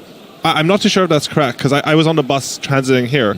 But I also saw that he went for Solar Crest into Moonshard. I think he fed Sumail a Moonshard. And OG's like ideology of the game is so cool to watch because they're all about stacking that net worth. Solar Crest, it used to be this auto buy item. It got nerfed a bit. He's still buying it just above net worth. He's like, oh, I need to do a bit more. I'm also going to buy a Moonshard for my carry. I'm just trying to look at my numbers here because I think it was something like 15 to 6 in terms of Spirit to OG kills. And yet OG was still ahead in net worth. And I was trying to do the maths. I was like, how the hell are they managing to do this when they're dead half the time? It's tough, but as long as they can keep farming and they don't lose too many heroes every time that they do get those deaths, it's not that big a deal. Because for one team to get a kill, it usually takes at least 2 heroes, sometimes 3, to kill just one guy. So that's 3 heroes that aren't necessarily farming in that exact moment. So as long as the other heroes on OG are still getting stuff done and getting that net worth to pull towards Sumail, it's fine. And there were so many scary moments in the mid game where you could really see Tiny 3v1ing and he slaps like twice and they're like, nah, we just can't do this. It's way too hard to kill him. It's just a product of how OG play too, right? When they go for these small skirmishes, especially when they have a farm Darkseer, they're playing it so that their heroes can farm. Like if OG are behind, they like smoke multiple heroes across the map and send someone else somewhere else to farm. It's never like an all-in move. And it's also the way their whole lineup is distributed when it comes to farm. You have the Tiny that's able to clear all the Ancients, you have Nature's Prophet that's constantly cutting the backlines, and you have Seb with the Iron Shell. It's very easy for them to shove in lanes and get that farm. But it didn't look like it was very easy to transform all the gold that they gained into solid team fights. Seb, multiple times, he just gets chronoed, instantly dies. I didn't really see the contribution. He went for all the items that are purely utility, the Max and whatnot, Greaves, Pipe, but it didn't feel like him and Saxa had the best game. With that said, though, I think the restriction is that it's about Magnus being on the other team. And I think OG still targeted the bans correctly. They took out Collapse's heroes. They hit Tidehunter and they hit Mars in the first phase. So, like, that's probably his third hero. He hasn't played it much so far, but they got to use that to basically just pull the Tiny out of position. Like, when you get skewered by the tier 4s, like, how are you supposed to win the fight? I completely agree. You could even see Saxa hooking in after he's being skewered, so he hooks in while the skewer is happening. But it just isn't enough. They kill both of them. I want to comment on Collapse's Magnus because he doesn't play as much as his Mag or Tide. But I think it was Maposhka did an interview and he was asked to describe Collapse in one word, and he said patience. And I really like that about him because I remember I saw him go once on No-Tail's Nature's Prophet, and he wasn't range to Horn Toss, so he took the time to do the Shockwave into Horn Toss, into Skewer. It's just so methodical and like not panic, despite being against OG on the TI stage. And he kept on finding him so many times in this game. I'm really curious to see what OG are going to do with the draft this time around, because we were watching the picks and bans together, myself and Purge here. And it seemed like, okay, right, of course they're going to target Collapse. They're going to take out the Mars straight away. That's obviously the thing you're going to do if you've been watching any of the matches here at TI10. And they removed the Tide Hunter. But then they started to focus on the hero pool of Yatoro after that. But the thing is there any point in doing that? Because Yatoro seems to have one of the largest hero pools of anyone who's playing on that stage at the moment. I think it's really common if you're the team that's expected to win is you take out comfort heroes against teams that are a little bit fresher, because you're like, a lot of times some of these players come up spamming 1, 2, 3 heroes, and you really punish them in tournaments when you make them play their 4th and 5th best tournaments. So I feel like that draft was like a skill check, basically. You say, like, let's take out your best heroes. Are you still going to play as well? Are you going to crumble under the pressure? And Spirit absolutely didn't that game. I mean, you can just see that Yatoro was absolutely OP in that match. I also want to draw attention to Tokyo's Ember Spirit as well. I think we're so busy looking at Yatoro popping that Chronosphere and just trapping OG in the base that, you know what, I have to confess, I didn't pay enough attention to what Toronto Tokyo was getting done with the Ember Spirit, because he was absolutely on fire in that match. When you look at the numbers, it looked like a pure carry performance from the mid laner. So to continue on Aui's very nice point about the patience of Collapse, there's a reason. Sorry. Yeah, there we go. 20 to 115. There's a reason why you can be patient on the offlane. It's because your mid lane is just doing all the heavy work. He's poking constantly, he's giving info, he's initiating with sleight of fist chains, and then it's kind of simple for you as a Magnus to realize which target you need to go on, isolate them, horn toss them back into the base. And absolutely, Spirit's draft were based on that team fight potential. And Purge, you were telling me particularly about the fact that they had clearly planned for those AoE stuns to stack up. So tell me a bit more about that.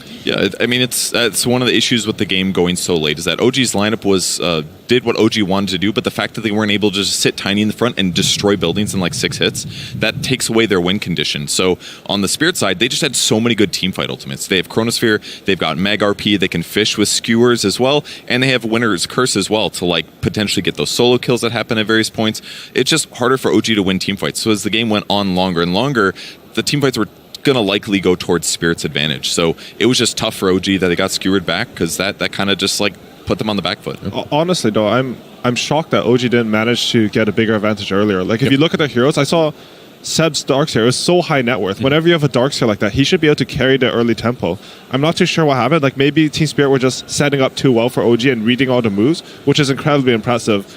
But it's honestly not the OG I expect. Like, your Clockwork Darkseer Furion, I feel like the map should be free, especially with a Void Spirit mid. It was pushed in constantly, and Team Spirit was forced to go back and defend a lot of time in the game. However, it just wasn't good enough. Like, the team fights, like you mentioned, were set up by Team Spirit really well. And I have to say that on the top lane around the tier 1, there was a team fight in which I thought Spirit was completely broken. They're playing this very stable Wyvern with the big ulti, then you have the Chrono, then you have the RP. But what OG is good at is creating chaos. And they did that. They attacked from all the sides. Nature's Prophet TPing back.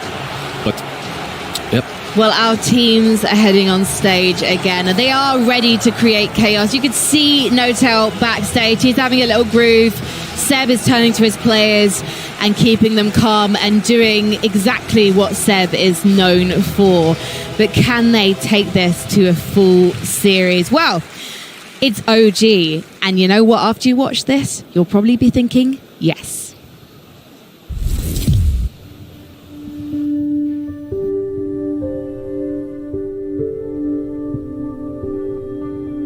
Favorite memory purely has to be my TI8 and 9 finals. It's a big culmination of a lot of hard work, a lot of history, all coming together in a very epic way, in an epic finale.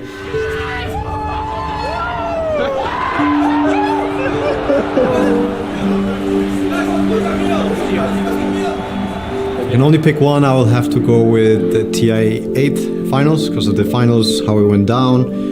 That had been a very tough year and everything, and a lot of tough TIs before that, so finally getting it. My body was full of stuff, full of adrenaline, emotions, and I could only really think about the game, and it was like everything was getting channeled towards the game. And then when it's over, or after they GG out, it was crazy. Like, it was a flood, huge flood of a bunch of different emotions, all the hard shit, all the negative stuff, and then all the positive stuff. Kind of like, whew, you kind of break down. I broke down for weeks after, where I could only sleep, wake up, eat, sleep. So it's like exhausting, but euphoric, extremely euphoric. Yeah, highlight, one of the highlights of my life, if not the highlight.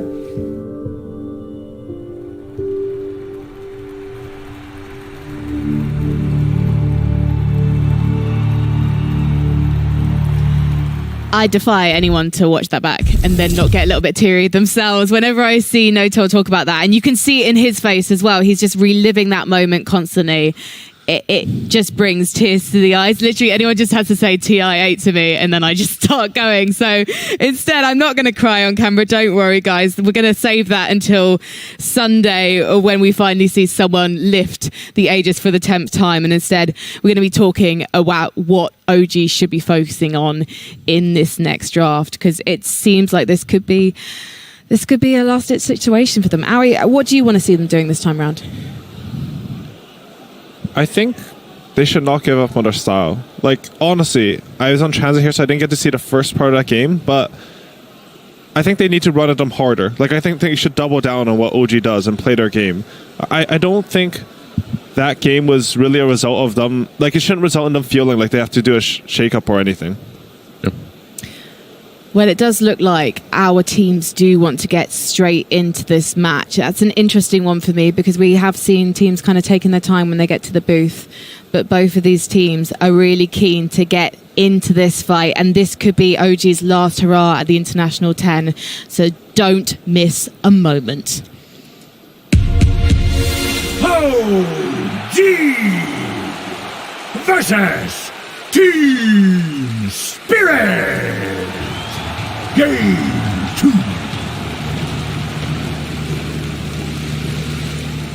Hello and welcome. The draft panel is back. They took my big table away, but they gave me two wonderful analysts to compensate. My name's Amo Plus. I'm here with Lacoste and Effie. How are you guys doing? You like that first game, Effie? That was a great game. So you told me earlier that you actually were not one of the analysts that was siding with the OG's draft. Can you explain a bit why? Yeah, I didn't really get much chance to talk about it, but... Now you do. Yeah, so Team Spirit were one of the teams actually playing this Magnus method of just horn toss skewer as an initiation only, and like getting Aether Lens and things like that months ago, right? So it's something that they're super comfortable with, and I believed in it. I didn't quite think that the game would turn the way it did because of certain skewers, but I was very fond of them just for that, right? I thought coming into this second game, they will address the Magnus issue that they had, but they will go with the same bans.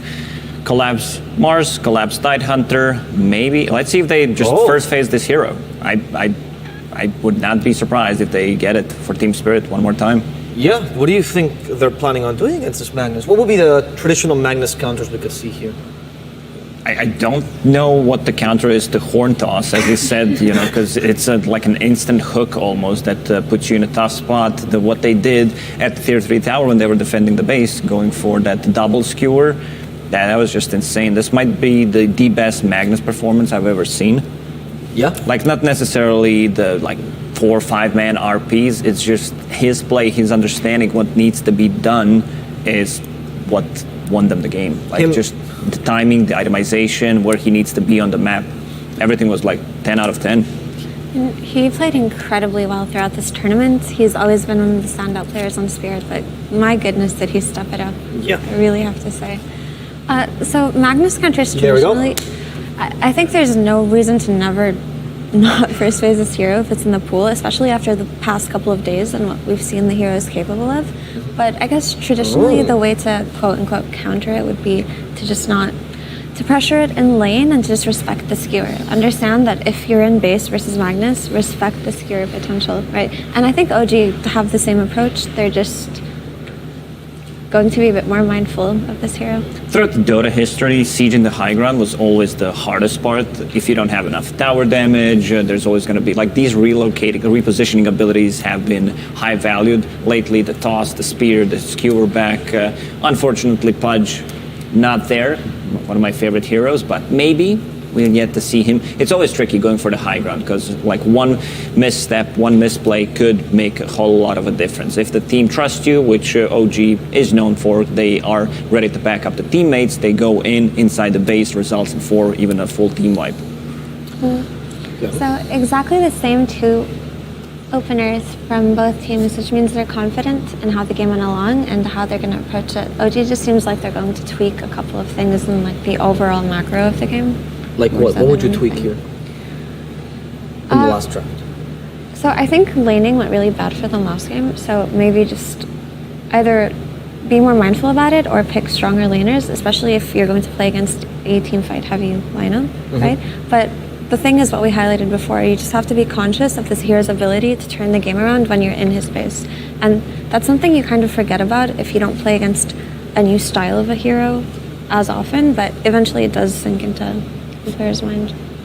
Do you feel like the last game they had, I mean, the lanes did not go as well as they expected, but the Darkseer Clockwork, right, NP usually considered pretty solid laners?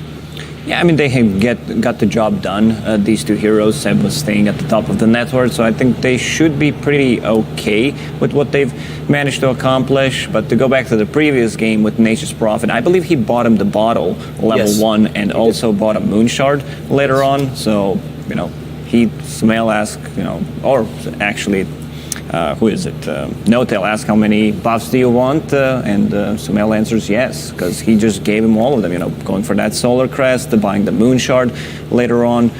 It's how Dota was played coming into this TI, all the high-level pubs, is how can I buff up my carry? And one true carry was Tiny, who doesn't rely on cooldowns, can be active early on.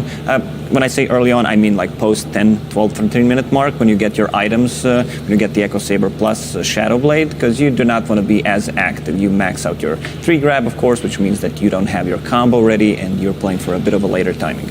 And if you'll notice something OG tweaked, which is just talking about changing little things here and there, is they banned out the Ember Spirit. So this hero was so potent in the early game last game, in that he rotated so well with the combination of something like Lion, right? And he just got so many kills on side lanes. They were, I think, 14 and 3 at kills, when that's actually not what we expected or predicted on panel.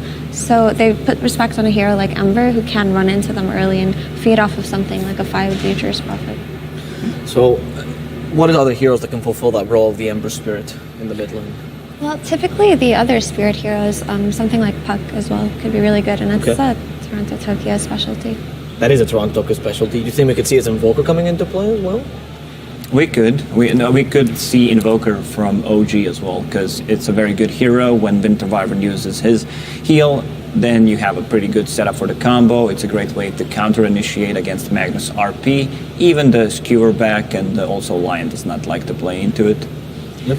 So they do pick up Lion again on Team Spirit. So it's the same exact draft, but I suppose we can talk about individual heroes a little bit more. Yeah, just repeat what you now. said the last time. Yeah, or just talk about Lion and what he offers.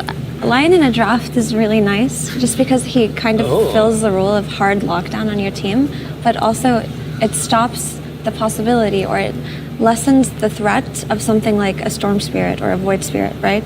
You don't have to be so concerned about it if you can snag it early in your draft. Oracle Lacoste, you predicted the Invoker. Yeah, it makes a lot of sense, and I like the Night Stalker as a response to the previous game. Like, they had more of like combo that's playing well during the laning stage and then transitions that into the mid game. This time around, Night Stalker, he completely ruins both Wyvern and Lion.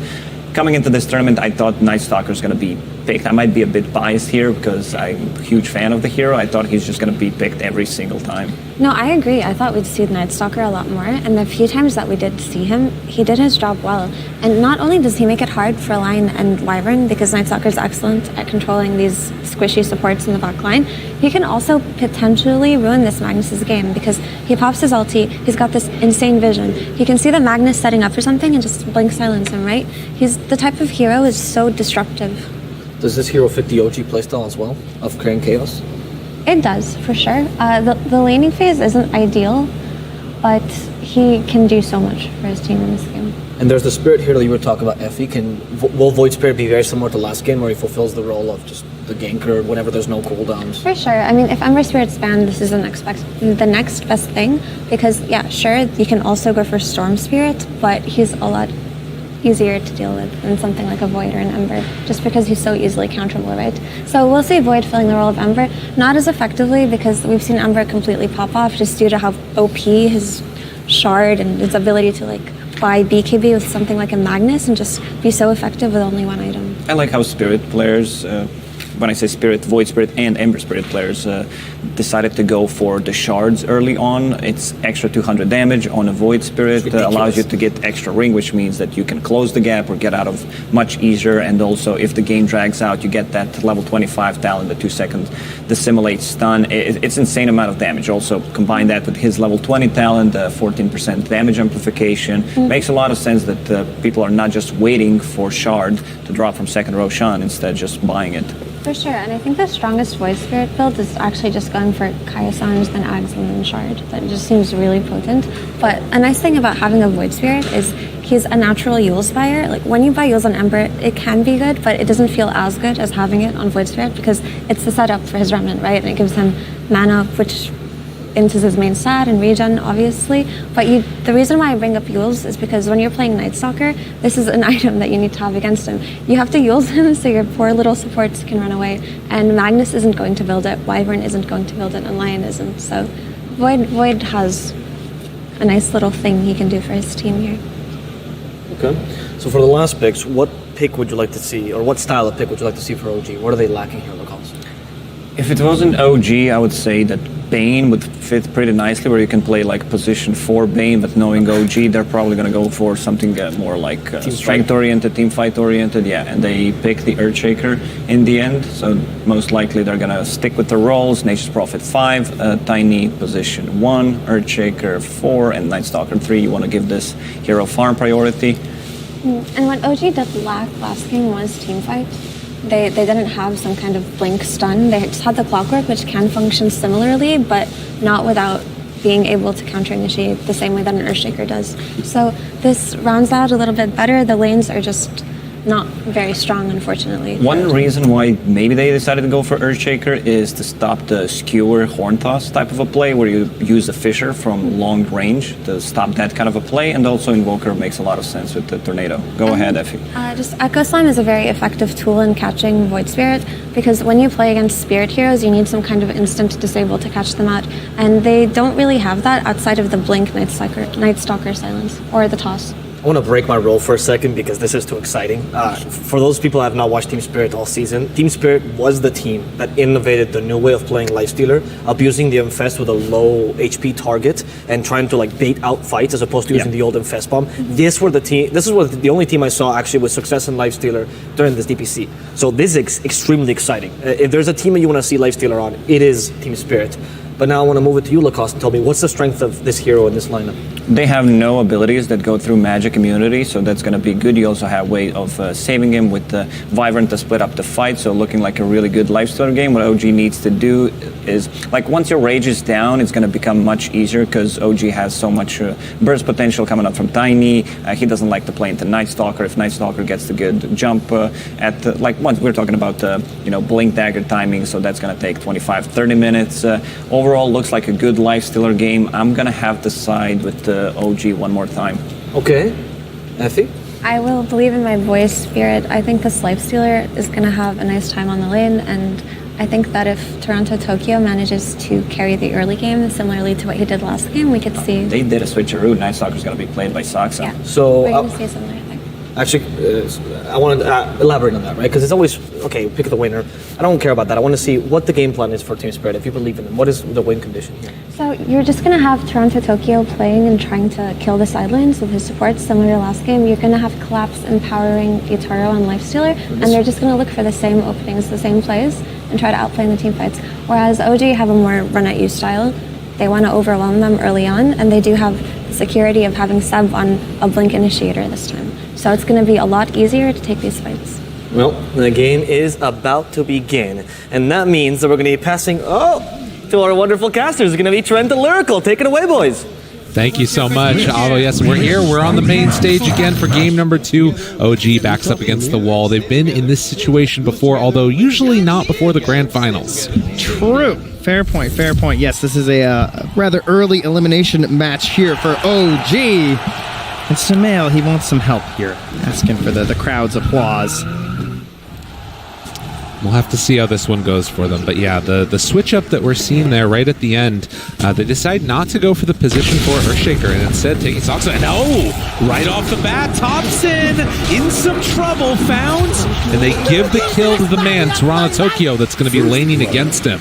What a start for Team Spirit. Yeah, some further momentum here, and even a decent obs ward here down from OG, so perhaps feeling a little bit safe in that area. And look, they're going to find it collapse. 30 seconds to back. They know. They definitely seem aware. And immediately get it. Must have been that obs on the high ground there before we came in, probably spotted it out. Right. Got them an idea that was happening. So yeah, the panel mentioned at the end there, a little bit of a mix-up here. We're going to have the position for Night Stalker, something that used to be far more common with the previous Aghanim Scepter, where you could essentially get this mass amount of vision for the team, but since that removal, we've seen it not really as often. It's definitely more of just like for the sake of the draft and a flex pick, I would say. I feel like the lane could be rough here. Well, even the start to this game is a little bit rough here for Soxa. Yadoro chases him down, and with that Arctic Burn slow, forcing back that Night Stalker as he did not start with boots.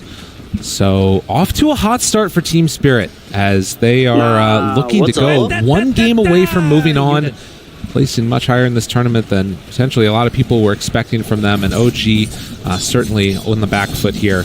But they're on comfort heroes, a Thompson Invoker, Seb Earthshaker. They like to be a little underrated too, you know, so that's true. That could also help them here being down one game. They're going to be looking for some early damage in this top lane. Seb starting out with the Enchant Totem. Don't have the benefits of the Aftershock, but he's trying to get as much harass on Yadoro as he can. Trying to start burning through this regen, but there's a lot of regen up here. There are 6 tangos, a salve. Yadaro's got himself a couple tangos and a Fairy Fire too. Already starting out with the stick, which is awesome versus the core Shaker, by the way. You love to see that. It's going to be so much regen consistently given there. And, of course, similar situation coming from that Invoker who doesn't end up getting one of those denied. Always frustrating to play against these Quelling Blade heroes. Although we'll get out that Cold Snap, get some good pressure on, pulls back in a little bit, but with the creep wave already passed and next to the tower, won't be any extra harassment there. Yeah, Lyrical, this isn't a spirit hero. Yeah. What is this strange juggler of orbs? The Invoker here, ladies and gentlemen. So, Crossmarks Invoker, by far the most common one that you're going to see these days. Likes to get around early on the map with an urn, try and set up some plays. But I would say, largely, at least in my experience of the Invokers at TI so far, falling a little flat on the early rotations, and it feels like they don't actually come online until they really get into that big Aghanim Scepter. Now, with the philosophy of OG, though, I'm kind of expecting this is almost just like an Alacrity hero right now. Yes. Given more and more, if possible, to that tiny Sumail and pull back. I'm a little bit shocked, I'm going to be honest, that they gave this to collapse as Mira finds that kill onto No-Tail and nice finding another one on the opposite side. 3 quick ones for Team Spirit. Thank you, production, catching both of those at the same time. Very nice stuff here coming out. So again, yeah, I mean, this was similar to last game. The kills were definitely in favor of Team Spirit, but the economy kept moving forward for OG. But we mentioned that OG, they felt like they kind of stalled out a little that mid-game. Despite having the heroes that seemed like all they wanted to do was to fight and to kill, but they pushed out the creep waves and they couldn't actually secure those further objectives, particularly the Tier 2 line. Tier 2 mid and Tier 2 top stood for far too long and really seemed to be the point in which the game became a serious problem for OG. So we'll see if they try and get a little bit more aggressive this game, see if they can combat that, and once they hit those first round of items all around, just start getting a little wild. Well, for now at least, it has been a very interesting one. What I was going to mention a second ago is I just can't believe that they gave Collapse Magnus again. A lot of confidence being exuded by OG here to give it back after the performance that he had. And you know, think about that last game. He was making those horn toss plays into the skewer back, into like a Yule Scepter, right? Yeah. Without a BKB or any of those things. He just made it work and had definitely the standout performance I've seen from him so far. Well, he's definitely still feeling it down in that bottom lane. He's spraying the Seb down. He's throwing out No-Tail's voice line whenever No-Tail comes around him, so surely in a good mood after a game like that. Can they pull it together for the second one, though?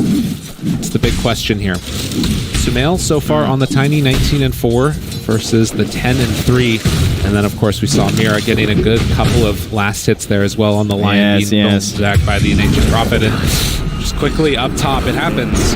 What do you expect, you know? Your Night Stalker and Shaker into a Wyvern and a Lifestealer. Doesn't feel like this is going to go very well for you. I'm sure they're aware of that. Not able to really get any like big pull plays either, you know? Maybe that's going to start happening here soon with the boost being available on Soxa. Soxa just sitting in a well like, do I have to? Yeah. I think I'm going to go mid. He comes on back there. And that's just to, I guess, pick up the Bounty Rune instead. So goes to get that one. Obviously no bottle refill on Thompson. And then we'll try rotating around a bit, make something else happen. Of course, No Tail happy about that. Didn't have to buy the bottle, as thank you to our lovely brainstormers at home who told us that he also bought the bottle, which explains why he was so broke in that bottom lane. Like, literally just regen. So, Invoker, not really a bottle hero all too often anymore. So, No Tail can start with the Blightstone and a Magic Stick this time on that Nature's Prophet. Seb gonna chase back Maposhka a little bit, but hard for him to walk into the creep wave. Look at this. Every time he makes that move, he's zoned back by Maposhka. This Winter Wyvern has been really rising in terms of the proficiency that we've seen from a lot of different players, but complete free farm. Our Night Stalker did go and grab the wave, right? Yes. Success, use the boots, brings it back to Seb, and this is the kind of plays they're trying to do to salvage this lane. 0-4 start. Collapse keeps on just spamming out the lanes. No Tail gonna give as good as he gets. I find that line from Ava works a lot better once you've actually gotten a kill in the game. It's not as good with the giant goose egg sitting up there next to your hero portraits. No, you're not wrong. They get the tornado into the EMP afterwards and a nice silence rotation. This is that power of that Night Stalker, but is it enough? I don't think so. They do burn through all of Toronto Tokyo's mana and will give a lane a little bit of a better time for this Invoker. Yeah, Top's doing great here. Ahead of the Void Spirit. Obviously, very happy here. One of the heroes that he's most comfortable on sort of came into prominence on. Are you suggesting I can get a Meteor Hammer? Is that no, maybe not. Maybe not. Maybe not. We might be a little bit far past that, guys. So 6 minutes in. They're going to summon some more trees and focus back Collapse a bit more there. And you can see that taking over in the mid lane, at least for the moment, is going to be as they go on Collapse and Mira. There's nothing here. This is such a... and the thing about it... bad Night Stalker game, dude. Right. The thing about it, too, is that you're giving so much space from Maposhka to start soaking up levels mid, right? This Winter Wyvern is kind of been left alone, and now you're also walking back home for Toronto Tokyo.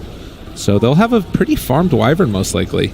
Pretty 4.5. Yeah, if he can actually get there. It looks like Thompson is just holding the line. Yeah. Saying, no free XP. Get out of here. So, still, steady, slow beat down. I mean, the best part is that there's no Wyvern up top right now, so Seb feels like he can actually play a little bit more in the wave, right? Looks like 1-2-2 build. Actually has some decent tools now. Yadro sitting on 10 charges as well, so Seb is free to just cast some spells. Sox is coming back, but it is level 6 on Yadro, so this is a tough kill. No matter how you slice it. Gets the rage off. Quick fingers. Knew that he was coming. Lifestealer not going to be punished there at all. Already has the Helm of Iron Will too, as well as the chainmail, so sitting on 16 armor. Yeah. Thompson getting body blocked. Poshka. They tried to set up on him, but Thompson hit a 2-hero tornado as well, so was able to start backing away, and then even with the jump through of the Astral Step, couldn't get the finish. So not an easy one at all. The damage that you have right now from OG, it feels like these heroes don't really do that much, right? Like the supports don't have that much damage until Nature's Prophet gets level 6. Invoker's kind of just running unlimited bits as well. It's really all in Sumail, who has to obviously keep farming since he's position mid lane. 1. Dropping low here, the silence comes in. Toronto Tokyo able to jump, gets sprouted. Assimilate, gets that little damage buff. Yeah. Able to back away from it. Moshka, in the meantime, has a DD. The Remnant used out. They're actually able to get the bottle refill off that. Nice defense right there. And now Mira coming in. Has to be careful. Jump through 1-1 with this DD. Toronto Tokyo wants to go to work. Will he be able to get out of there? Assimilate. Jumped into both. What? He turned onto them instead. They thought they were saving Soxa, but they were just dying themselves. Oh, they can't believe it. Collapse happily cheering on his allies from the off lane there. It's 6-0 as the supports contributing early here from Team Spirit. Mira Maposhka, a great series so far, and the greed. Dude, Toronto Tokyo is not one to mess with. This man came here to play on this day. I mean, he must have been really low there, like 400 HP or something. Yeah. Just got blown up, sticking around too long. 7-0 start. This young team, Eastern European, making the most of it. They're going to sneak away that bounty rune. And has the jump away, maybe. Ooh, low on mana. Dissimilate. Has to be careful. Maposhka nearby. They're bringing everybody the echo out, but the cold embrace keeps him alive. The silence afterwards. Toronto Tokyo trying to live, but won't be able to. They bring 4, but that's worth it. That's 7-1, but still only a 1,000 gold lead right now for Team Spirit. Sure, it's still early, but you look at those last hits, and Sumail just towering above there. It's 70 right now, and a lot of those just straight up in the lane. Having a fabulous start. At the very least, did lose a courier, so that's going to slow down his acceleration for a bit. And in the meantime, you can see Mira being chased away by these Trans. Maposhka also in the area, able to sidestep that Tornado EMP combo. And also during this time, we saw the Night Stalker head on over to the Dire Ancients and place down one of those sentry wards. So it's going to be blocked out continuously. But back towards mid again. The taunt. Soxa silence wearing low. And Toronto Tokyo not able to find any extra follow-up there. Yeah, Sumail's just been AFK farming, hitting a heck of a lot of creeps. As we see Collapse also getting closer to that mech now. Nothing phasing Sumail. Allies coming through, enemies, and I'm going to hit some creeps right now. So that part of the mission for OG certainly going well as this lead again just tapers off to pretty much nothing for Team Spirit gold-wise, but surely the comms are feeling really nice for Team Spirit right now. Up 7-1, you know? Just won game 1. Collapse has just been chilling on that off lane. Being relative, free farm for a Magnus at least. Sometimes you can have a rough time in the lanes, and now has his friends back here supporting him from the tree line. Pulls in, RP, connect, Finger of Death, done. That's a stack. Mira gets the kill. And you can see that even though you have all these last hits on the Sumail, as far as net worth is concerned, they're starting to catch up on the rest of these cores and hopefully get into those first items for Team Spirit. RP down, smoke up, walk for Sumail, stunned. Right at the start with Yadaro there, he gets the rage off, looking for the chase down. Collapse able to back out and get away. They still have Curse here. Oh, have to be careful. Toronto Tokyo showing up. They're going to use the Winner's Curse just to set everything up. The pullback with the Aether Remnant, but the walk forward. Have they bitten off more than they can chew? On the side of Team Spirit, looking for the rundown. The fissure connects onto both of them. The jump through Sumail down solo. Mira, one more hit. It's not enough. They chase him, looking for a follow-up. Soxa onto Toronto Tokyo. Another cold embrace. They don't have much left in the tank at all. Echo is out afterwards. The Yule Scepter into Collapse then. Toronto Tokyo tries to get out. But do they have anything else left in the tank? Now infesting over to the side. Seb makes the kill happen. Mapochka getting ran down. The Lifestealer invested in and looked for a kill but couldn't find it. They spent so much trying to bring down Sumail. I can't believe he's actually still around here, not able to get all the way home yet. Mapochka, cold embrace, now the turn onto Thompson, wanting to finish him off. Run bit by bit with this armlet getting active. It's Tornado, the last second Mira needs to find the kill. Mira, no. Just off the skin of his teeth, he gets out of there. And Thompson tries to run, but Collapse moving in from downtown. Can he find the angle? Does he get lucky with it? They can try and chase this, but instead spot Soxa. Outer row, the run through, shows himself, and there's going to be the eventual finish. Just mayhem in the bottom lane. Well, there's a lot to break down there, and where do we even begin? I mean, the initial attempts onto Sumail obviously failing. They spent so much, and I think Team Spirit probably just fortunate not to lose even more, considering how many of their resources they burned there. And we got ourselves a... and also, Mira at the end there, when Invoker's running up the stairs and he didn't go for the spike because he wanted to give the kill over, and he was holding it. It was sitting there, and then he tried it long range when he missed. You're going to regret that one a little bit, I'm sure. That's painful. A Sunstrike came in there, comboed together with the Nature's Wrath, and a quick pick on to the Lion. Keeping vision with those Trance that whole time as well. But still less than 1,000 gold separating these two teams. And the fact that they were able to keep Yadoro alive and has now the Empower going to finish through these Ancients. Poposhka? Oh, meanwhile on top, yep. Jumped on Fissure, Chant Totem, gonna fall, Winter's Curse. Maybe a chance. Oh, the Sunstrike caught him right at the end. Well played by Thompson. Eliminating any chance of escape there. They go right back to the tower and take that down. Thompson is pushing out this bottom wave, though. Any chance for a catch? Would be a tough one. Fast first. Oh, nicely done. Now tries to move in there. And a couple more punches fingered. That Thompson tries to get out with a rage. Will be enough. So oh, wait a minute. Are they going for more now? Toronto Tokyo with the Haster and Tempt and Fate. Yeah, he's under a ward right now, so has to be careful. Seb very willing to drop an Echo on him, I'm sure. Non-stop action, 16 kills, 14 minutes. The Treant's actually bringing a wave over to Seb. Yeah. You know, in case he wants some farm here, that's nice. No-Tail always helping out his allies. That Blink Dagger being done really opens up Seb's game, but obviously the Force Staff would make it that much better. The defensive abilities against that Life Stealer needs to stay up close and personal. The damage. And Collapse in the meantime, with the mechanism done, gives them some more of this team fight potential, but also wanting to finish off that Blink Dagger. Yeah, and you saw how scrappy that fight was, right? But now, you look what we got from Thompson. He's gone for that Rod of Atos and the potential life here later on. So not needing that urn to just try and go for the cold snap plays, really wants to ensure that you don't have the big playmaking potential. He wants to put some pressure on the itemization of Collapse to actually find that BKB or maybe a Dispel of some sort, right? Right. You don't want to give him that same freedom that he just had last game. It is interesting, though, because it feels like as, well, the Atos comes out, this isn't bad here. Tries to get him in. The mech, though, keeps him alive, and with Maposhka nearby, they really don't have an opening. Yeah, and the Arctic Burn onto Seb, preventing the blink. Round 2, looking for it. Seb, he has a big one. The Echo comes out, catches on to both, but the Hex is there to turn it in the Winter's Curse. Skewers them both together, tries to find it. RP, and now, do they have enough with the Empower? The big amount of damage coming out onto Seb. It was looking good for a moment, but in the end, it wasn't enough. Do they have anything else left in the tank? The chase down, another great impale onto Sumail, catching him now. They get the Sprout, but they've got him caught in there with them. Yadoro chases, right clicks, dead, done. OG, where you at?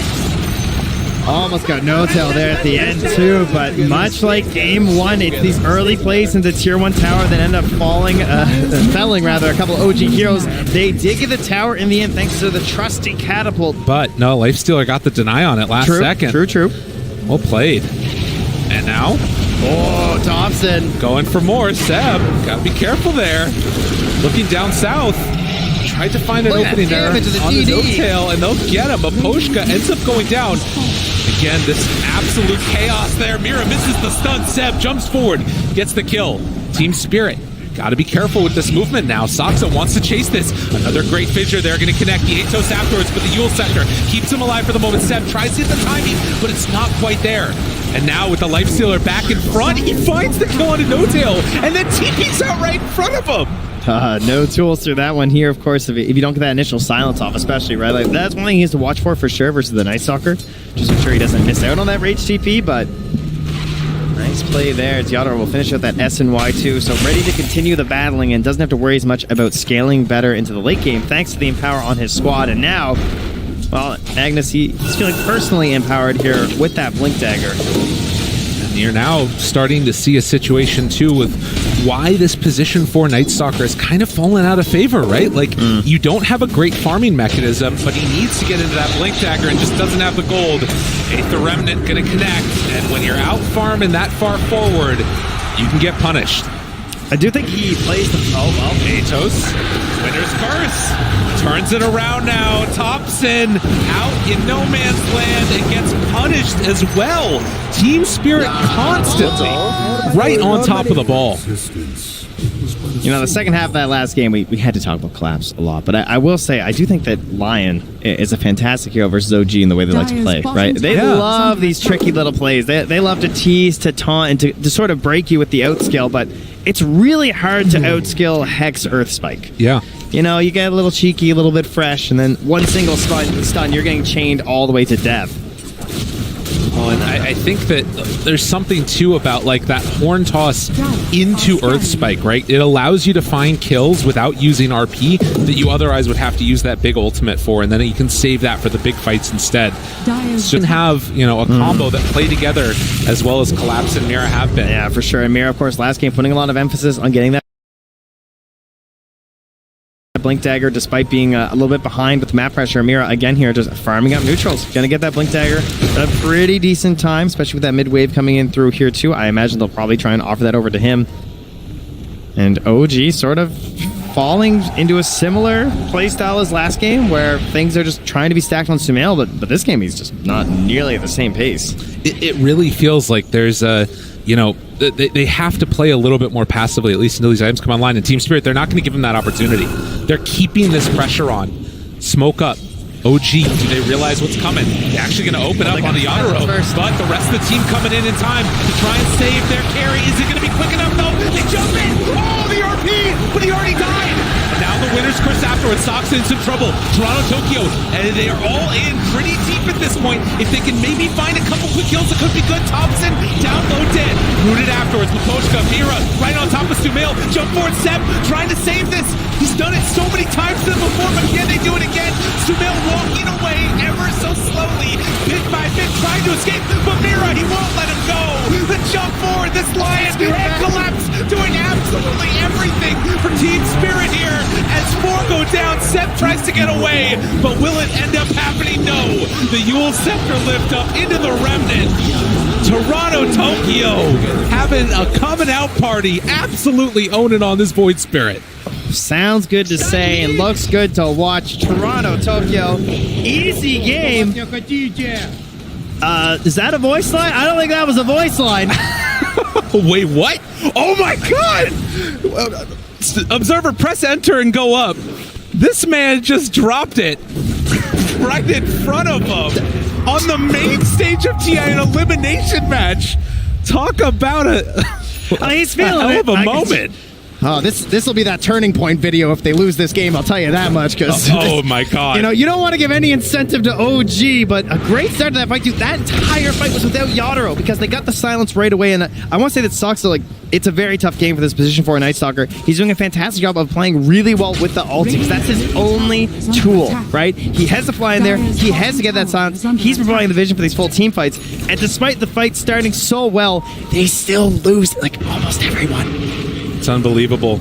Team Spirit coming in. This team, they were started in the group stages 0-4 and then proceeded to just not lose that many games. They've been winning everything, and you can see here as we continue on. Almost everyone, as you can obviously see from there the top it is. Of the screen. Replays exposing. Gleipnir now done. Radiant. That's like, did you just do that? Did you just type that in there? Oh my. That was the moment for the Kyle chat wheel. You talking to me? You talking to me? Didn't do it. True, Didn't hear it. True, after all that. Well, the chat wheels file a little silent sometimes. Still, less than 1,000 gold leads separating these two teams, 10-22. And Team Spirit, the ones in command. Toronto, Tokyo jumping certainly not out of it. Walks in, finds Thompson, Seb, tries to salvage it, 4 staff out, not enough. Now looking towards No Tail, they're going to pull in this Nature's Prophet. Just running them ragged on OG. Team Spirit won't be denied. They're just making these picks look so easy. 100-0. They're falling, and that sucks. So this is with the ulti. He's under the obs, though. Another round of it. They just keep dying, one after the other. Team Spirit claiming those kills. And Toronto, Tokyo moving under an obs here from Seb. I don't think he's going to try and go for anything too crazy. Knows that this Void Spirit's there, but some quick math, 2,000 damage, level 14 Shaker. Maybe with the Prophet, he's got a chance with the Invoker here, too. I think they're going to try it. Let's see. And we'll see what's said here, of course. Looking to try and get something. And Toronto, Tokyo, recognizing the danger, backs off. He knew. And in the meantime, you look at this. Team Spirit going to try and claim the Aegis. Oh, the instant, the Sunstrike, and then the TB right away from Thompson. He wants to be here. Doesn't want this one going for free. Tornado now. Starting the fight off. Obviously has the rage afterwards, but Roche down. Aegis claimed. Not lucky enough to get the damage there from the meatball either. Right. Yeah, maybe just hoping he could force a snatch. Team Spirit gonna smoke. Try and get the bounty for OG. Vested Lifestealer inside Collapse. Doesn't have the shard yet. Oh, and Collapse this time too, eh? Yeah, Toronto Tokyo, of course, setting up for the easy one last time onto Thompson. Follow the couriers.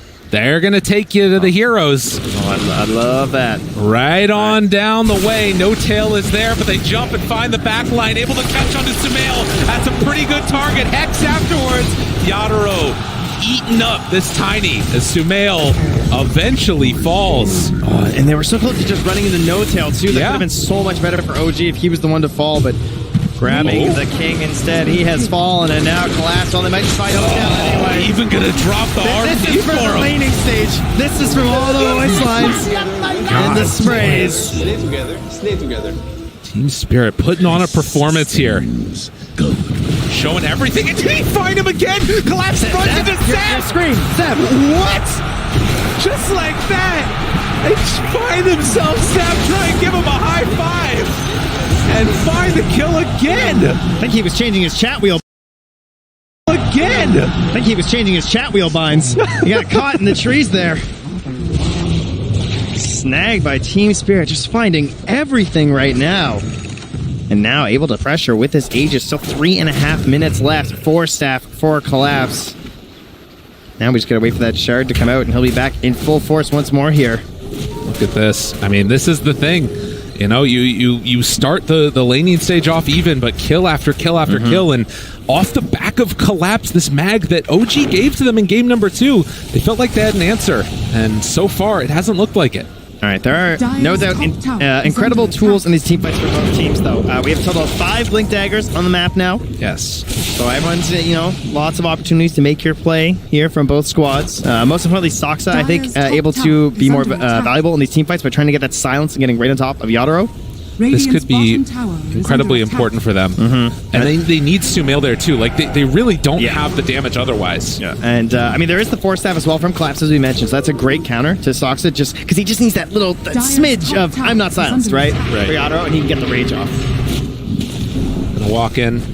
It can start heading down bottom to pressure this tier 2 tower. I love the use of this Aegis, just closing in on the map. They're using this gem. They're moving through, looking for every bit of vision, every sentry, every obs. Just taking them down one by one. Team Spirit want to take away the map from OG. But you gotta imagine they're feeling I would think a little nervous. Starting to shake a little. Like, it feels like you're doing so well, right? This is OG elimination. It's true. Do you start to feel the nerves? Do you start to feel the wind come in their direction? Can they keep up the momentum? You question yourself more when you're winning. Right. When you're losing, you're looking for solutions because you have a problem. You see the issue in a game like this. Like, you're ahead and you're just trying to keep that momentum going forward. You're scared a little bit sometimes in terms of like, what can they do to come back?